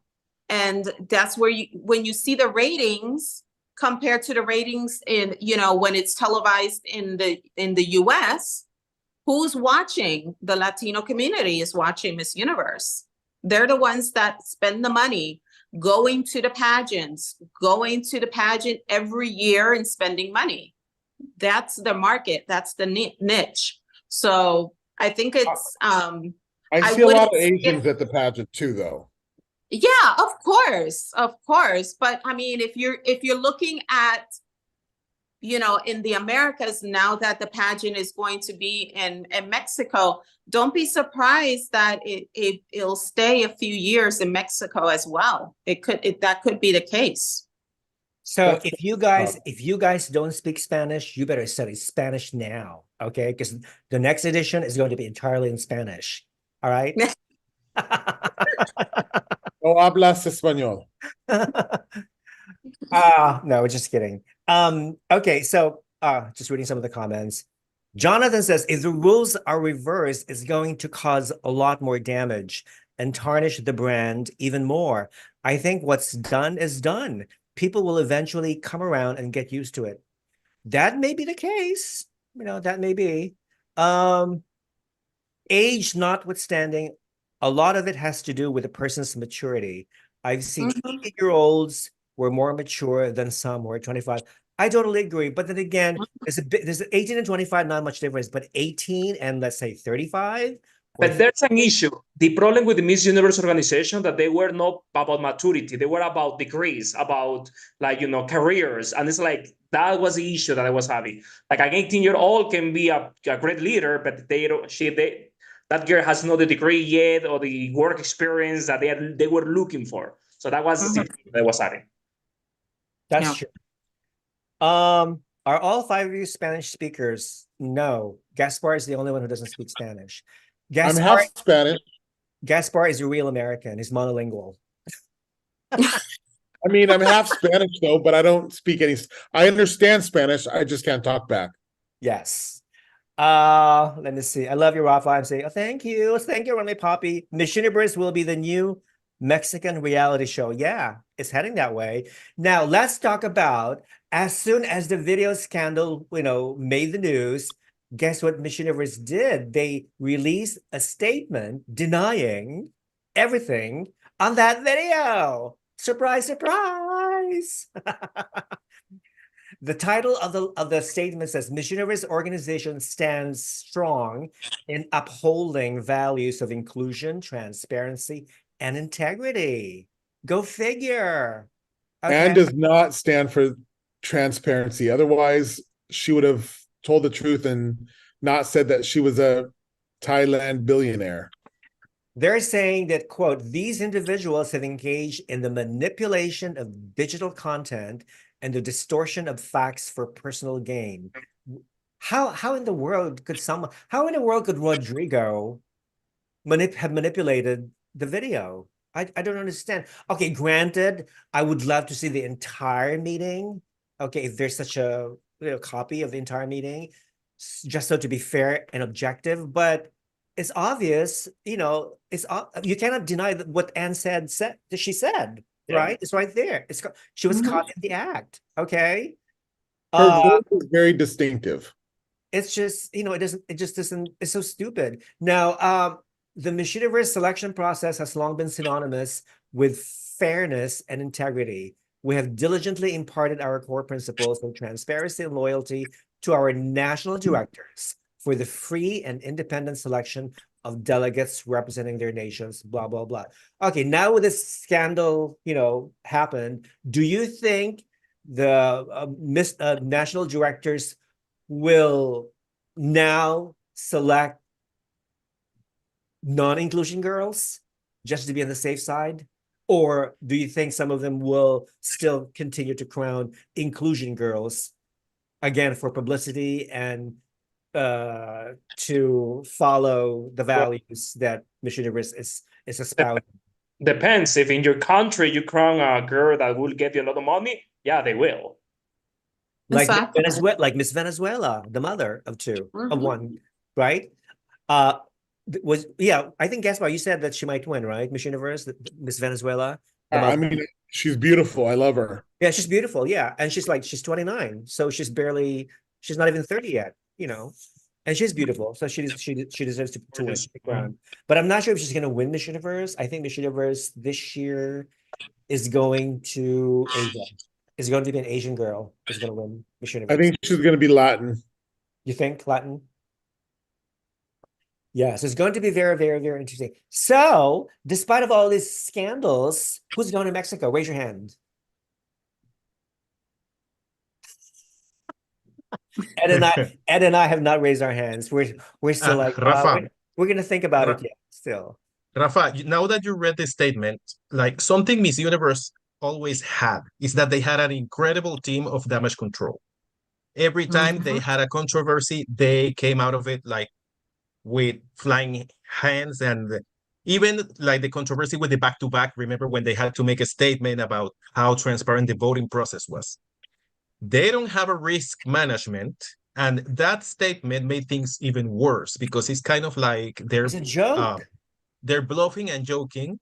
This statement was obviously written in ChatGPT. Like they didn't even sit down and try to think over the situation. There's no apology. There's nothing. And this is something like people, not everybody, but people in positions of power have the mindset that everybody's stupid except them. So like they're thinking all the fans are idiots, and like let's just send out a statement and they will swallow it.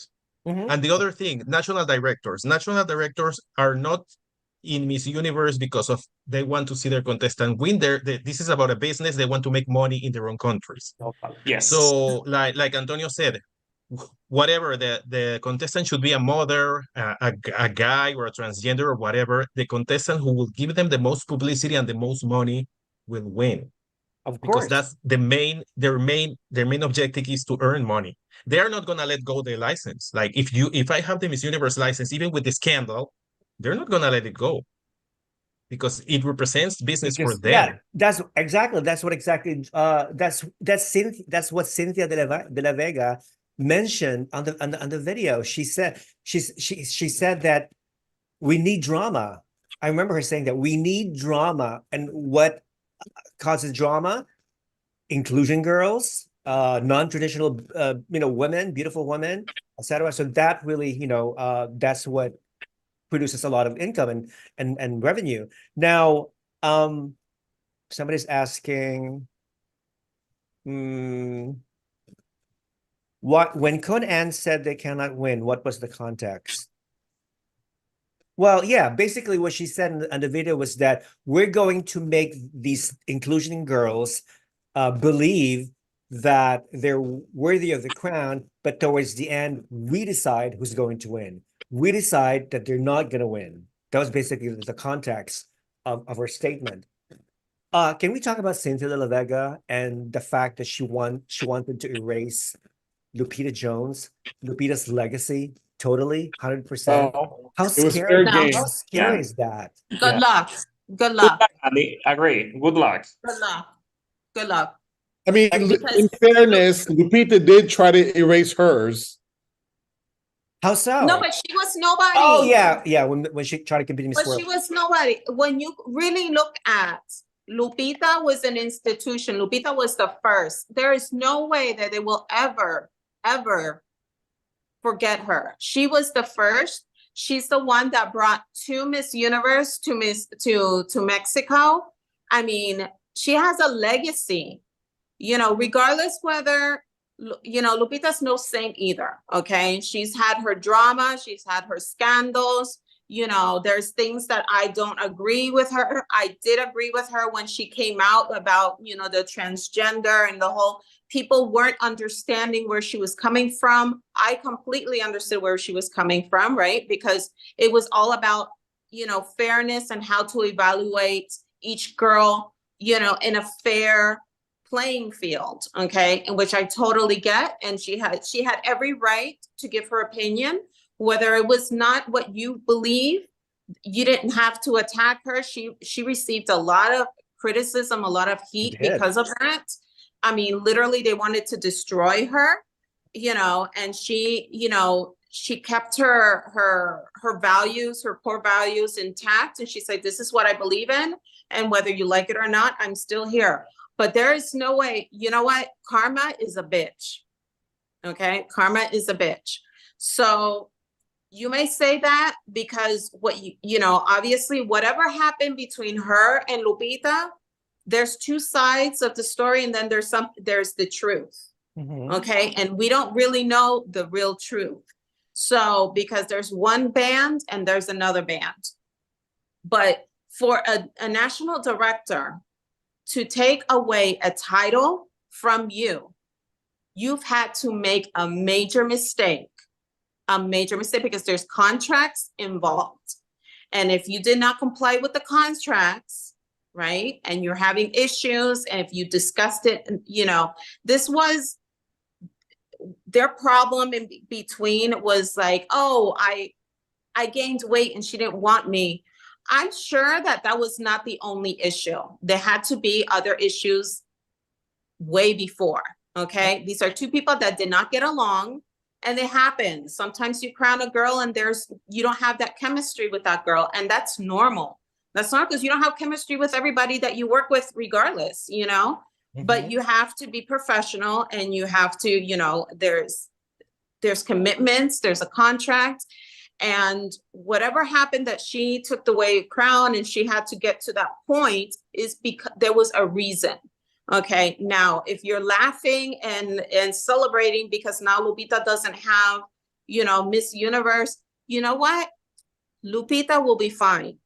Lupita, she will be fine. Now she has Grand. I think she got 2 new franchises, I think. Yes, she has Grand now that, believe me, whoever goes to Grand will do very well. For sure. Okay. She has Miss International. She has other pageants. So Lupita is fine. You know, people are like, oh my God, what is she going to do without the Miss Universe franchise? You know how many people have lost the franchise and is still working? I mean, it's ridiculous. Everybody thinks that Miss Universe is, you know, you lose it, you are, oh my God, I'm going to die. No, she will be fine. But again, karma is a bitch, and what you do will come back. So if I were her, I would enjoy her moment, keep quiet, because again, karma is a bitch.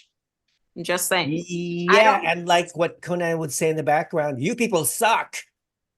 Okay. Do you like the banner that I created? You people suck. Love it. Yeah, so she's gonna sue you. What? She's gonna sue you, I swear. She looks like me? Yeah, I look like her. No, I said she's gonna sue you. She's gonna sue me. Oh, all the better. More publicity for me. There's no, after all, there's no such thing as bad publicity, remember? You should know that, Gaspar. Good comes with the bad. I've experienced it all. Okay, so yeah, so it's going to be very interesting how, because there's so many things going on. Paula's potential lawsuit, Conan's potential, well, actually no, 6th announcement of being bankrupt. We all know that she's announced her bankruptcy like so many times already in the past, and she's basically, I think she's very scared. I think. Does she have any money? Anne is very scared. She doesn't know what to do. She's poor. Yeah, you're right. I don't know. Like, does she have any money? I think some of her assets have been frozen because of SEC, because of the Securities Exchange Commission. Lupita said that she had to deal with difficult contestants, mostly undisciplined. Some enjoyed drinking drugs and so on. And Lupita had to stop that. Okay, well, that's believable. That's believable. Have you guys seen Lupita's son? He's cute. Yes. Yeah, he's a cutie. I think his name is Rodrigo too. I think he's an athlete. Very handsome So, yeah, man. very, very handsome. Now, Raul, he's married, right? He has a wife. I think. Does he have kids? I think. I thought he was gay. Okay, so this is what we're gonna do. We're gonna plan for Noemi to You're gonna pawn me? to meet. Yeah, we're gonna we're gonna have Noemi marry Raul. So this is my plan. Okay. Okay. I love it. This is my plan. We're gonna create a scandal involving Raul and his wife. Okay. What, now I'm gonna be the mistress? You're gonna be the mistress. What the fuck? Let's say that Noemi is Raul's Puerto Rican mistress. Okay, that he travels to Puerto Rico just to see his mistress named. We're not gonna call you Noemi. We're gonna call you somebody else. Let's call you Paloma. Paloma. Paloma. La Paloma Blanca. Okay.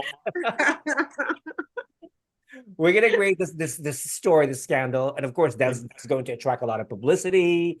The media will pick up on the story. They're going to embellish it, emphasize it, like really blow it out of proportion. And of course, Paloma, everybody will want to know who the hell is this Paloma woman. They will want to dig some information, and then they'll find, oh my God, that's Noemi Melendez. That Puerto Rican who owns the Miss Cuban franchise, or used to own the Miss Cuban franchise, So yeah, so that's gonna be our strategy, okay? And then Raul is gonna contact Paloma, and then, hey baby, the cat is out of the bag. All right, let's just do this. Let's get married, okay? So you guys get married, but you have to have a prenuptial agreement.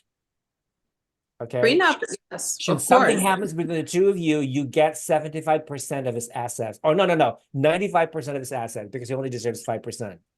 And once you get the 95% assets, then you get to take over Miss Universe, okay?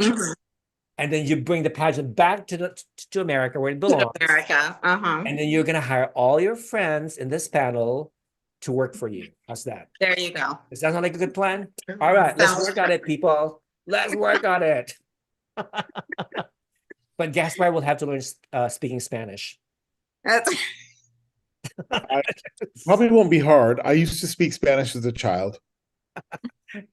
What happened though? I don't know. Do you speak Filipino because you're part Filipino? No, I know more Spanish than I do Filipino. All right. Well, you have to. One of these days, who knows? Maybe the next owner could be Filipino. Hey, just saying. Just saying.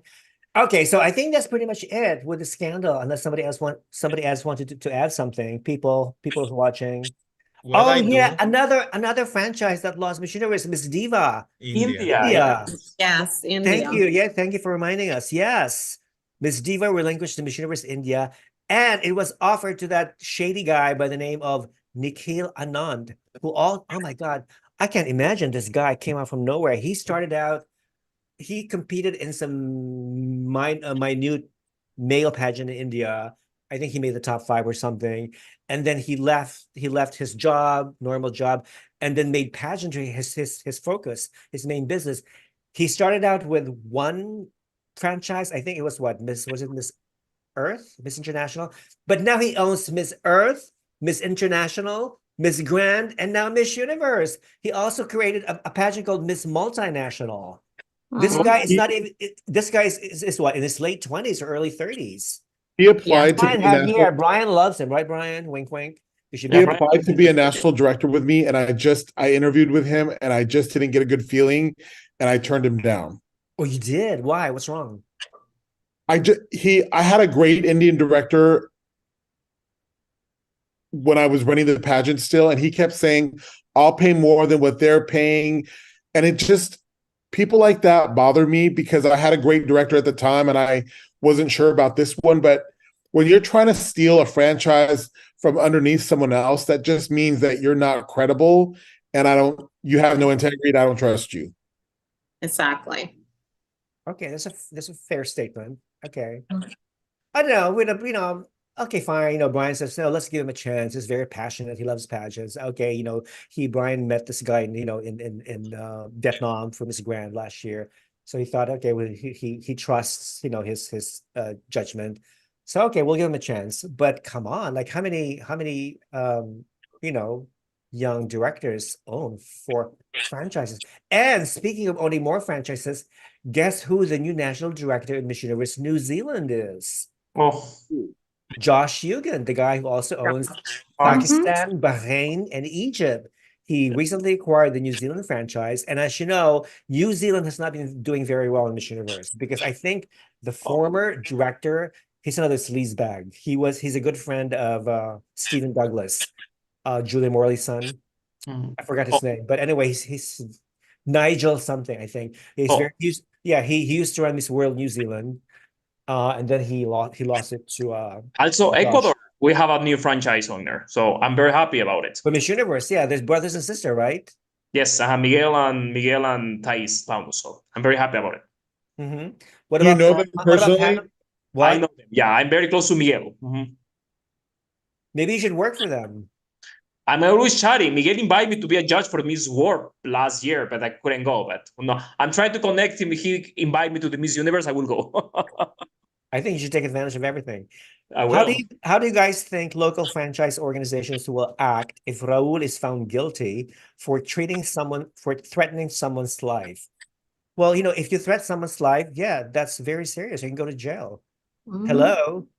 Yeah. I mean, even if he has all the money in the world, I'm sure he's probably got, he'll probably never go to prison because considering Mexico is like a third world country where there's no law and order, basically. Okay. So yeah, if you have all the money, you're not gonna go to jail. You continue living freely, a free man. I feel that Raul has 100% ownership and this whole thing was planned. You think? Maybe. Rafa can be the new Paula Shugart. Haha. No, I don't think so. Rafa, did Paula Shugart like you? Did she lie to me? Did she like you? Did she like me when I interviewed her? Yeah, she liked me. But then again, she started disliking me when I started being very critical of Miss Universe COVID policies. So we had to wear a mask, that you have to show a proof of being vaccinated. I hated all that. That's why I boycotted Israel. I didn't go to Israel because of that stupid thing. And she stopped talking to me. I sent her like a few emails after that. That's it. And plus, she's happy, I think, helping her husband with his Cannabis. cannabis business, right? Marijuana business in California. I think she's selling them now on the streets. No, just kidding. Kidding. I don't want to get sued by Paula. Do you think she sold her New York apartment? Paula? I don't know. Maybe. Because her apartment used to be underneath the Miss Universe apartment. Oh, I didn't know that. Really? Yeah. Did you ever see it? Did you ever get to see it? I never went to the apartment, but I remember the girls would say, oh, yeah, she just lives 3 stories down or 4 stories down. Oh. Okay. So you never get along with Paula, right? Oh, she's always super nice to me. I sat next to her at Crystal Stewart's wedding. Okay, that's true. By the way, speaking of Crystal, any news from your former bestie? She changed her phone number. I haven't heard from her. Oh my God, really? Is she still married? Is she still married? Well, her husband, who follows me on Instagram, has taken all her pictures off. Oh wow! So he's probably seeing somebody else, or they're. I haven't seen that, but he's not posting any pictures of her. I had so much hope for her. I feel like what her husband did threw a big kink in her whole vision of what Miss USA was supposed to be. I think she's a great director. I think that threw a kink in the whole thing. I feel like she would have done great things had she had more time. Yeah, I totally agree. Yeah, exactly. Michael says, I don't think it's correct or it's appropriate that Miss Universe Mexico National Director Cynthia was in the meeting of the Miss Universe executives. Also, they were talking about who would make it to the semifinalists. Yeah, isn't that like sort of like Conflict of interest. a conflict of interest? Yeah, Exactly. For yeah, sure. There you go. There you go. There's another, explosive detail right there. Why was a national director of Miss Universe Mexico, together in the same room as Maybe she's Raul's mistress. You know what? That came to my mind. I thought about that. Maybe it's possible. One of many mistresses of Rose. It's possible. It's possible. Incidentally, last night I saw this same Mexican entertainment channel. They interviewed Lupita Jones about the scandal, and she basically said that because people assume that she and Raul are chummy or friends, and she denied that. She said, I don't know Raul in person. He has never contacted me. We never really actually met in person, so I really don't know him. And she had to explain why she was against this inclusion concept. Exactly what Noemi had said, that the girls. It's not fair that the girls from different backgrounds are judged the same, or rather judged differently and whatnot. So how do you judge a fat girl compared to a girl who's thinner, or a girl who's 18 compared to a girl who's like 35 and who's a mother? So it's just not fair. So basically, she was being very critical of that. And you know what? I totally 100% agree with Lupita. So I'm a traditionalist, call me a traditionalist, but I was very happy with the old requirements, and I didn't see any reason why it should be changed, unless, of course, until Amy came in and imposed that whole inclusivity bullshit into the pageant. And that's what, and in my latest post on my Instagram, I said how inclusion damaged Miss Universe, and I explained the whole thing there. Go watch it, people, at Critical Beauty Official Instagram. So yeah, I totally agree with Lupita. I think having, the whole thing about having trans girls compete, for me, is a little hypocritical about the whole idea of pageants, because we created pageants to give women voices, but then when you allow trans women to compete, they're still a man. You're taking away those spaces from the real women that are actually competing. And people might disagree with me. I don't really care. I agree with you. But if this is for women, why are we allowing people that used to be men compete with them? Because they were women wearing a different body. That's different. People think differently. I feel like that way. They're women. Unfortunately, they were born a different body. But yeah. But they're still genetically men. Yeah, but they were women. Yeah, but they're still women. You are who you think you are, not what your body's telling you who you are. That's something different. We'll never agree with that. But I respect your opinion. But it's fair enough. Yeah. But 100 years from now, when archaeologists discover the skeletal parts, the bones of these trans women, they're not going to know that they're trans. No, they will think that they're men. Yeah, because the pelvis. Gay guys, why gay guys like why we are gays, we can discuss the same. But I think I think when you're gay, you're born gay. It's innate. There's a genetic component attached to being gay. But with a transsexual, I think it's we don't know yet. Just we don't know yet, I mean, some of our viewers probably will disagree with or agree with our comments. If you guys have any opinion about, trans continuing to compete in contests traditionally made for single women, please feel free to comment. So, but I think, you know what I mean? So yeah, I'm all for progress, but how far do you really want to push progress? I'm gonna make one last statement. No, this is not your last statement. the trans pageant that they created for trans women, they don't allow real women to compete. Mm-hmm. So how is that fair? Spanish. There should not be more trans pageants. It should we already have gazillion trans pageants. Why do all these trans women prefer to compete in Miss Universe? Why can't they compete in Miss International Queen, Miss Kitty, Miss Trans Star, or whatever? They don't those pageants don't let real women in. Yeah, that's why they should be abolished. How is that fair? How is that fair? I agree. That's why they biological women. Only means trans women. I just don't get it. It's a crazy world. Edwin is dying to go. I'm gonna say Hector, something like Hector is watching, by the way. Hi, Hector. Says hello, bitches. No more Miss Universe in caps. Get the hell out, Anne. Rafa. Okay, here's the thing. My take on transgenders competing. If your government, if your national government recognizes you as female, you cannot deny them that right. I mean, that's the first step.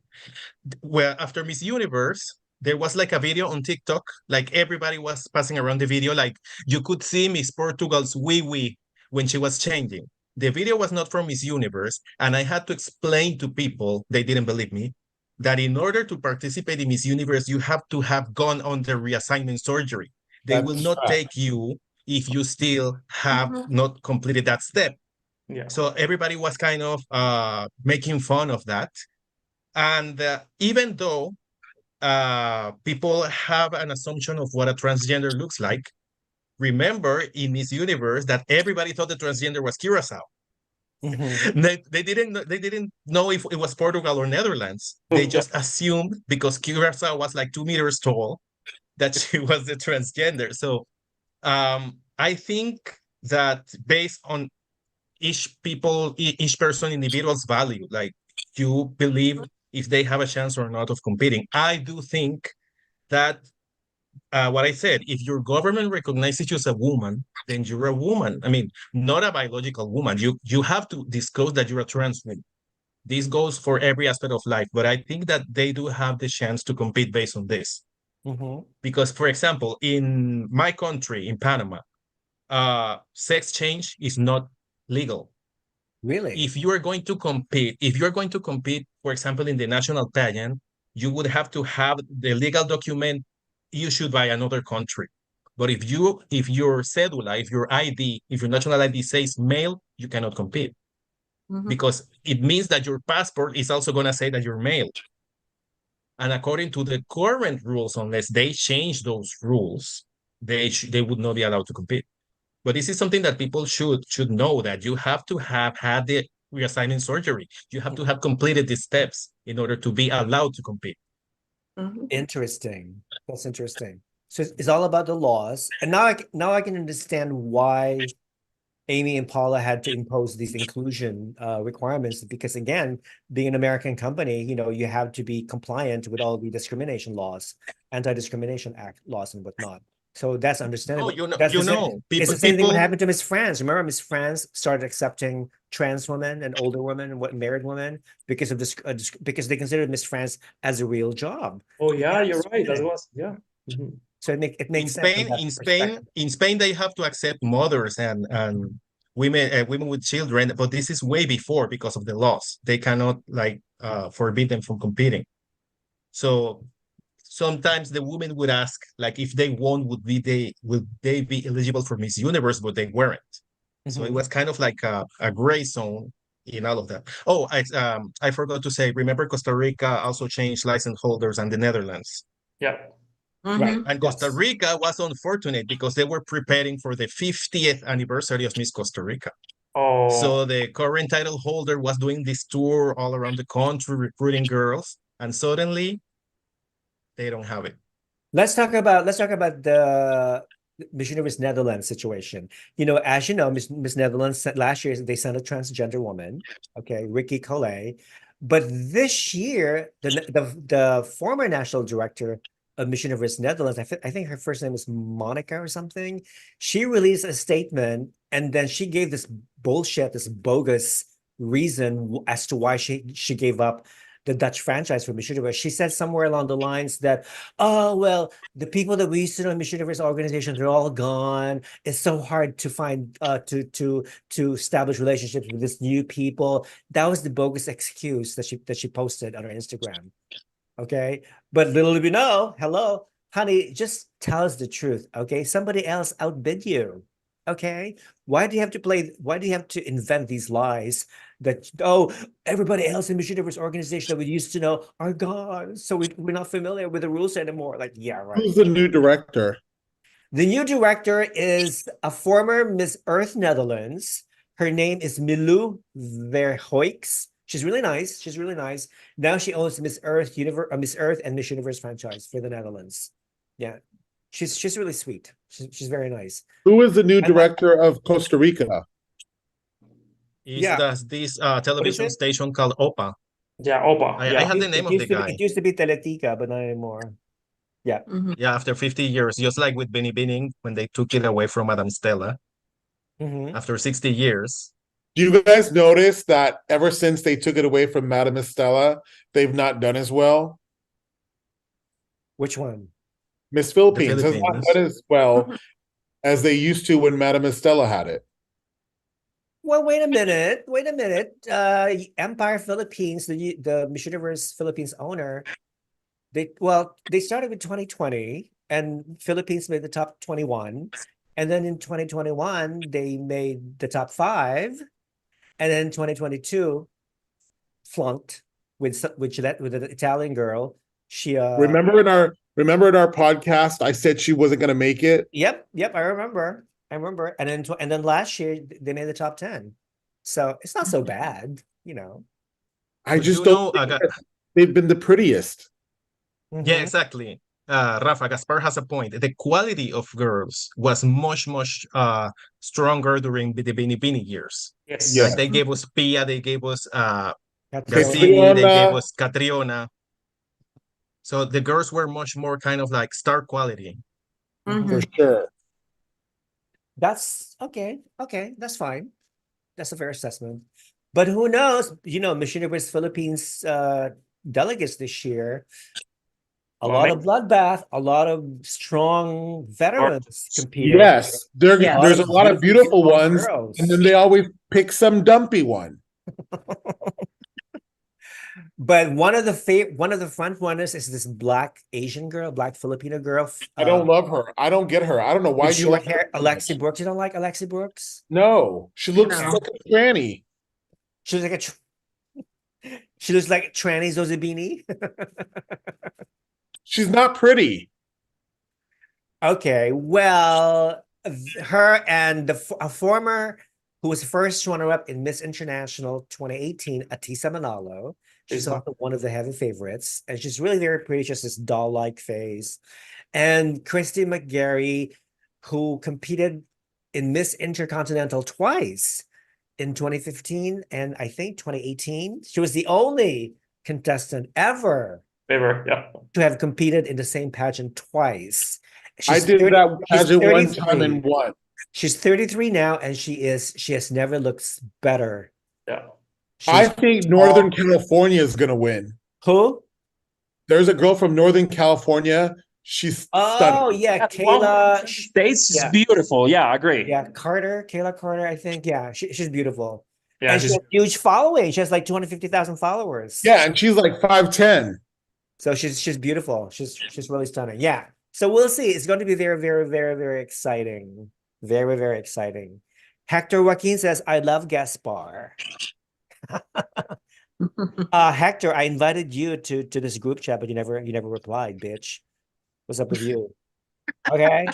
I think that's it. We're gonna wrap it up. Oh, speaking of Mr. Global, what did he say? I told him I would mention his situation during the podcast, during the show tonight. Basically, he's slamming the Mr. Global organization because he thinks it's a scam. And there are other contestants besides himself. How many former title holders actually have the balls to say that? To announce on the social media that the title that they won, the organization behind this title, is involved in some scam. As you know, Mr. Global used to be owned by Pradinund, the Thai guy who is the owner of Mr. International, but he sold it to another Thai group who was taken over. But we'll see. This is a news, it's in developing news.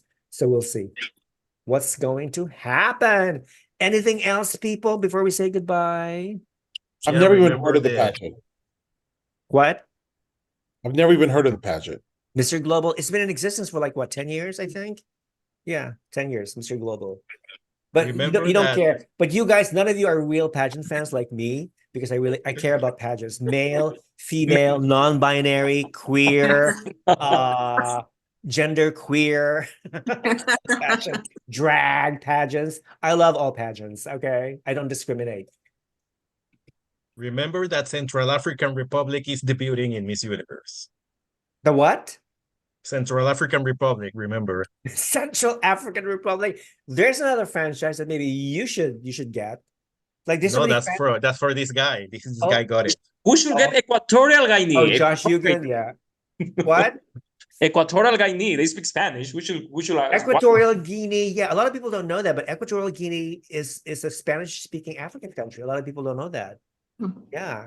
And another thing, Rafa, look at this. Like we were talking about the controversy, and 3 Doritos later, we're talking about the favorites for Miss Universe Philippines. This is what's going to happen with the fans. They don't care about the scandal. They just want their favorite to win. Exactly. This is what happened. That's true. That is so true. Oh, I forgot to mention. I think England is gonna win Miss World. Somebody's asking. You think? It's very difficult, but for Miss England or Trinidad and Tobago, yeah, Czech Republic. No, I don't think so. England or Trinidad and Tobago. I think it's between those two. Well, my early prediction is that I think right now, I think Colombia is going to win. Oh, Colombia has not won Miss World. They sent a very strong contestant this year. You know, she's very well educated. Her platform is very, very strong. Yeah, I like Miss Colombia. I really do. For me, followed by Czech Republic and then Lebanon. Top 3 for now. Oh, yeah. I like. Normally, I would think that England and Colombia have a shot of the crown, but both girls are 29 years old. Oh, yeah. And I don't know if Julia's gonna go that way. You see? Like they're allowed to them to compete because the pageant was postponed for 2 years. But the oldest winner ever in Miss World was Vanessa Ponce, and she was 26. So I don't know if she's gonna go for a girl who's 29, 30. That's the only thing that I see with them. Well, you know what? I'd rather have a 29-year-old winner than a 16-year-old, okay? There's no way in hell I would ever. Miss World has never. Miss World age limit, age bracket is 16 to 29. 16, yeah. No, it used to be 16 to 27 and then raise it to 29. It's right? actually 16 to 26, okay. actually. But since the postponement, they allow these girls to compete The older girls. like they have. Okay. Mhm. Well, that's only fair. That's only fair. Okay. Yeah, but I don't think Miss World has ever crowned a 16-year-old winner. And I don't think I don't think they ever 16 or will. 17 probably. Yeah, I don't think they ever will. No. Nope. What do you think of Thailand, Miss World Thailand? Tarina Boats. Isn't she roommates with India? She's actually South Africa, part South African. Yeah. Oh. She competed in South Africa years ago. After all the plastic surgery, she looks amazing. You think she looks amazing? For me, she looks too much. Did you see her before? She looks ugly before. She was better than she was before. No, she's hideous. I think she looks a million times better.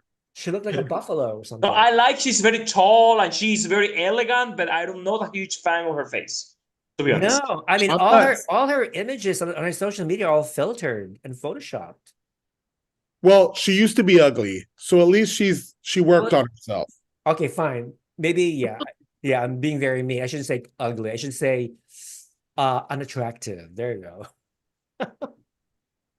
She actually competed in Japan in Miss International, but she was on place. How did she do? She was on place. She represented South Africa, not Thailand.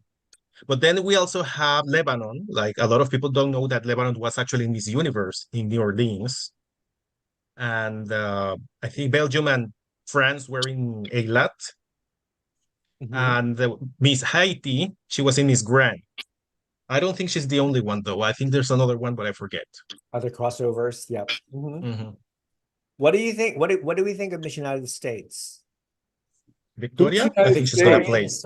She's gonna place. Is she gonna? I think she's gonna be in top 40. I don't think she'll be in top 12. She's gonna place because of her national director's influence. I'm surprised her previous. She's a good contestant. I'm surprised the previous Miss United States didn't go with her. She's in all her other stuff. Interesting. We have a plus-size contestant. Ed's daughter, Miss Lesotho. It's Lesotho. Yeah, she's In doing the pageant. What You know, world? every year, Rafa, they have plus size contestants in Miss World, and they never made a fuss about it. So, you know, Well, they don't have to because they don't even have a swimsuit competition anymore. So we don't have an idea what their actual body looked like, in swimsuit. Oh, and agree. Somebody's mentioned about Botswana is my queen of Africa. I love her. Yeah. Ed, I just followed you, by the way. You have to approve me. You have to what? Put you back. Oh. okay. And somebody's saying Anne and Raul should be held accountable with the false pretense and need a public apology. And hello, Antonio. A public apology? That's not going to happen. Are you kidding me? Ever. Are you kidding me?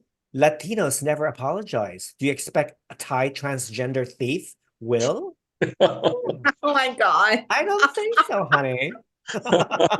Forget about that. Okay, we apologize. We apologize. I'm not sure about the tie, but we apologize when we're wrong. Like we apologize about 10, 15 years later, but we do. Now, can we talk about Miss Grand? Okay, as you know, Nawat said, or it's not official, but rumor has it that this year's pageant is not going to take place in Myanmar anymore, like he had announced last year, because the situation in Myanmar has gotten worse, much violent. Okay, so he's moving the pageant back to Bangkok, October 25th. That's the date again. That's his usual date for the pageant. So people are speculating, well, first of all, it was so stupid of him to have chosen Myanmar, knowing the situation. And then, I mean, really? I mean, I was really looking forward to go to Myanmar. But that's not official yet, Rafa, because none of the other directors have mentioned any official comment about moving the pageant still. Yeah. I think they're going to wait until how things go, but they haven't said anything as of yet, honestly. But yeah. Jonathan, Noemi, can you get the Miss Universe organization franchise for Cuba? I hope so. Because I think now there's more possibility. Cuban is representation. Than before.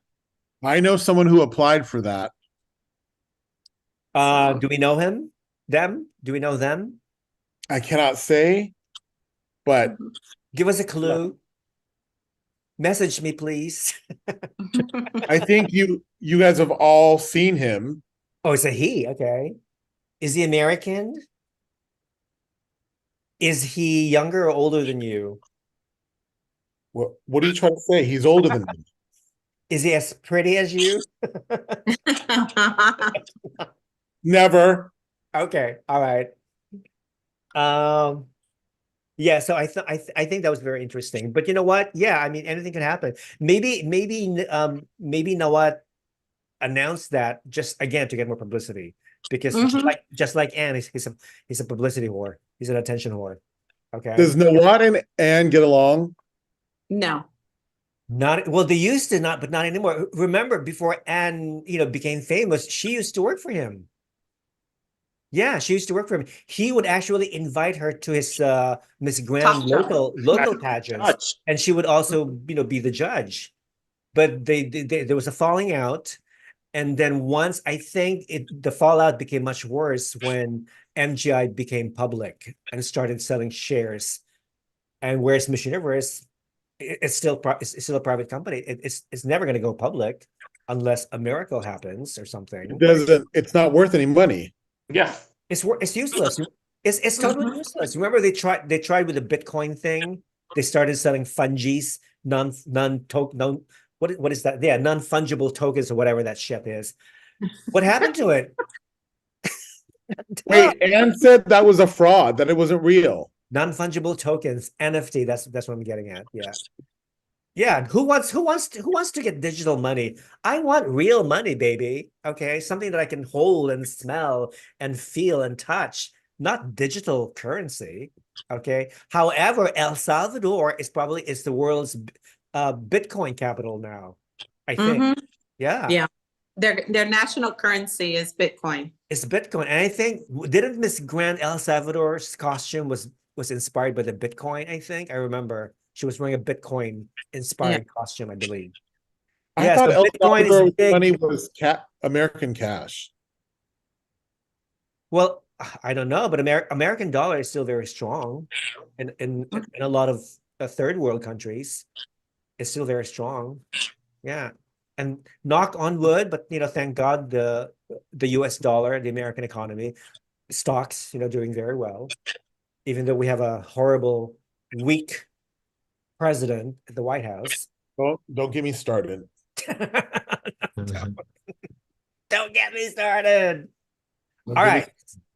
What else? I think that's it. Unless you guys want something.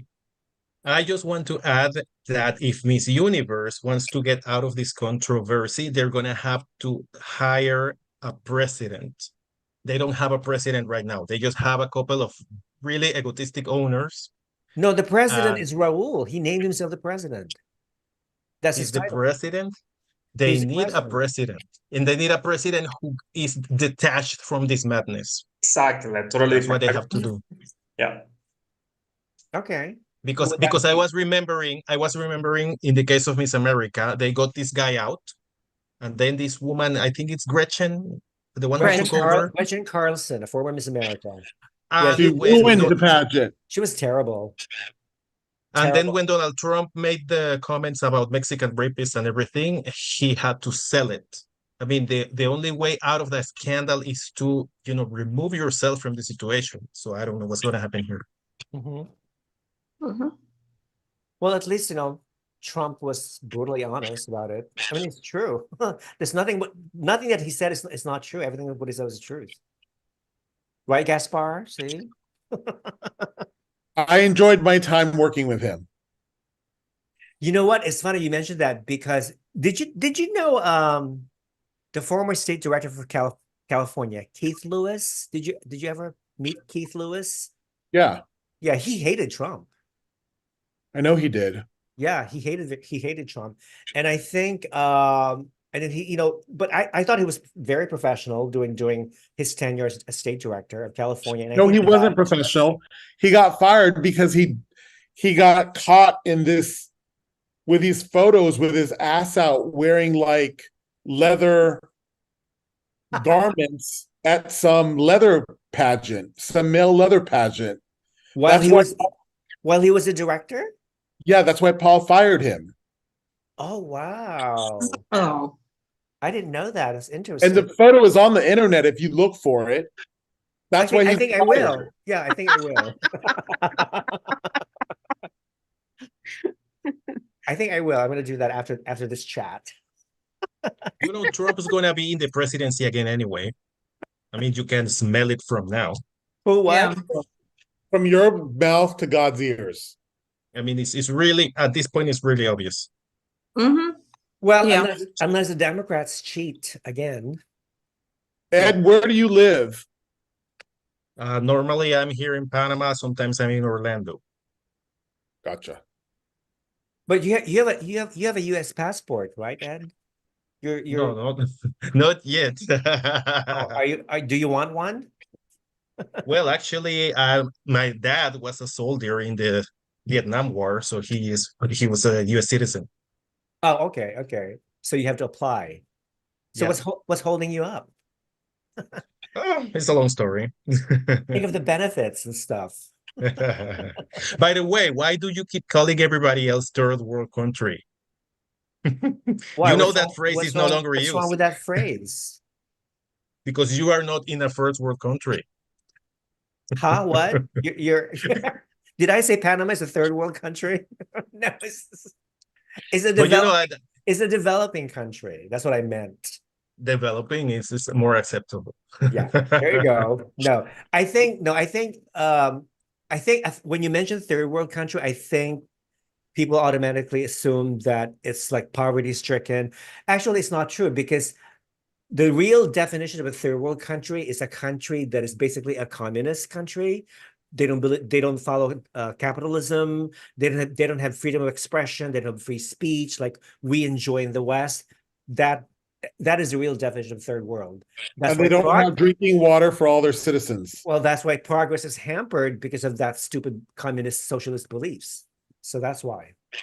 But other than that, I think most of the countries in the world are developing countries.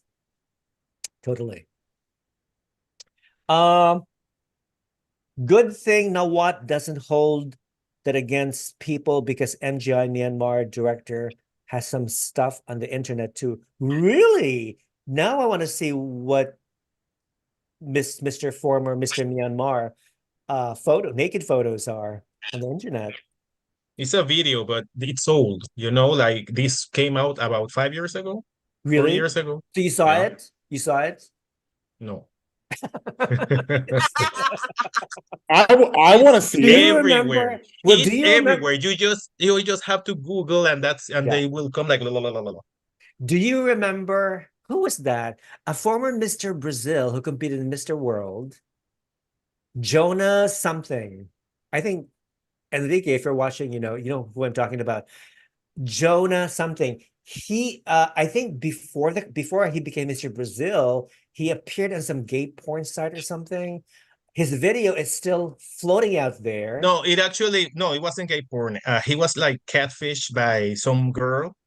So he recorded him yakking off, and then the video went. But this was when he was already Mr. Brazil. Yes. And it made him more popular because when the video was trending, he showed up in an event and everybody went running to him and smiling at him and taking pictures. Do you see? Like it made him famous. Yeah. Yeah, the video is still up there. I saw it many, many, many, many, many times because I wanted to be sure it was him. Man, talk about size. Gaspar, I know you're a size queen, right? So you're not. I'm just kidding. Not at all. Okay, but it's available if you're curious to see how big it is. It's out there. Who else was a former Mr. who had all this sex stuff going on? I heard the Mr. World Philippines guy. Oh, Mr. Supranational last year from Peru too. I heard Mr. Philippines has some gayish porn out in the world. Oh, yeah. I believe it. I believe it. Totally. Okay. What about Max? Crystal Stewart's husband. Don't get me started. You sent me the video, Gaspar. I saw it. Well, one of the girls that he sent it to me. The girl sent it to you and then you forwarded it to me. Correct. Because you asked me if it was real. Yeah, it would. It doesn't show his face. It just shows his, his genitalia, but his voice. It was like moaning and groaning. It was him, definitely. Yeah, it was definitely. And you could tell by his hands. Yes, very, very white skin, very Belgian. I don't even know what I'm talking about, like Belgian white skin, like whatever. I would not have sent that video out if I were him. Can you also talk more about the head-to-head challenge in Miss World contestants that weren't in top 5? Give us your thoughts. Antonio, do you want to answer that? Sorry? Can you talk more about the head-to-head challenge in Miss World? Oh, Lebanon was our favorite for sure. I think that's we all agree. Sorry, there's a news that Miss Supranational Curaçao is Chanel Delou. Remember her? She was first runner-up in the Miss International. She's going to compete with Miss Supranational. Oh, okay, that's nice. I thought you were going to say, oh, she has some naked photos. I just opened my Instagram. I just saw that news. So she's gonna be great. She may win. Who knows? So now, are there pictures of, besides Mr. Myanmar, are there other photos of naked national directors? Let me see. I'm trying to think. Let me see. Magali Febles. Does she have any naked photos? Nobody wants to see those. Nobody wants to see the director of Miss Supranational USA. Who's the national director of Mr. Supranational? Magelia. Who? Magelia. I don't know that person. Never heard. Wait, who used to be the director of Miss Puerto Rico? No, Um, Magali Febles is the national Magali, director however you say her name. of Dominican Republic, not Puerto Rico, but she's No. from Puerto Rico. She's now the director of Miss Supranational USA. Magali Febles? Are you Yeah. kidding me? Really? No, I didn't know that. Oh, I didn't know You that. didn't know that? No. I didn't know Yes. that. We're like, how's she going to run this from the Dominican Republic? Ay, por favor, díganme algo. My God. I never so she's a US citizen. yeah. Well, she is because she's Yeah. she lived in Puerto Rico. Guys, for a I have to long go time. because I have to have like 6 presentations tomorrow. Rafa, Okay, we're gonna end this program. People, thank you so much for watching this show. Please, if you haven't subscribed to my channel, please do so. Help my channel grow. I know a lot of you have not subscribed. Okay, what's wrong with you people? Okay, don't you love me? Please subscribe so I can get more ownership. Okay, thank you, Gaspar. Again, thank you for your comments, your honesty, your brutal ideas, you're real as you can be. Noemi, darling, thank you. Noemi, darling, thank you. Can't thank you enough. And one of these days, you will get the Miss Universe franchise for Cuba. And Under the name of Paloma. and marry And then they were Raul Paloma, and be exactly. the owner and be the new owner of Miss Universe someday, one of these days. Ed, thank you so much, Mr. Dominguez, for your contribution to this chat. It's always fun chatting with you and giving your insight. And Antonio, mi amor, thank you for being Mr. Critical Beauty. Without you, I would not have all these crazy fans watching this channel because they just want to see your handsome face. Okay, so Rafa, thank you for bringing more numbers to this channel. Rafa, Yes. this last part about wee-wees and pee-pees, you have to delete that. Why? Yes. Why? You guys volunteered to appear in my show, okay? There's no clause that we didn't have any agreement or contract that you cannot say this, that you can't say that, okay? Well, next time your background picture, you put Jonas on there. Well, in the back. You people suck. I like it. That's gonna be the motto. I mean, That's gonna be a pun. That's gonna be the pun. new. That's gonna be the new slogan of Critical Beauty. It used to be Beauty with Attitude. Now it's been replaced by You people suck. No, because if you put Jonas next to Kun Anne saying that, it's gonna be a pun. Oh, yes. Definitely. I get it. All right. Thank you, people, for watching. Have a good, wonderful rest of the week. And mabuhay, salamat, muchísimas gracias, merci beaucoup. And we'll see you soon. God bless you all. Take care. Ciao. Bye. Bye.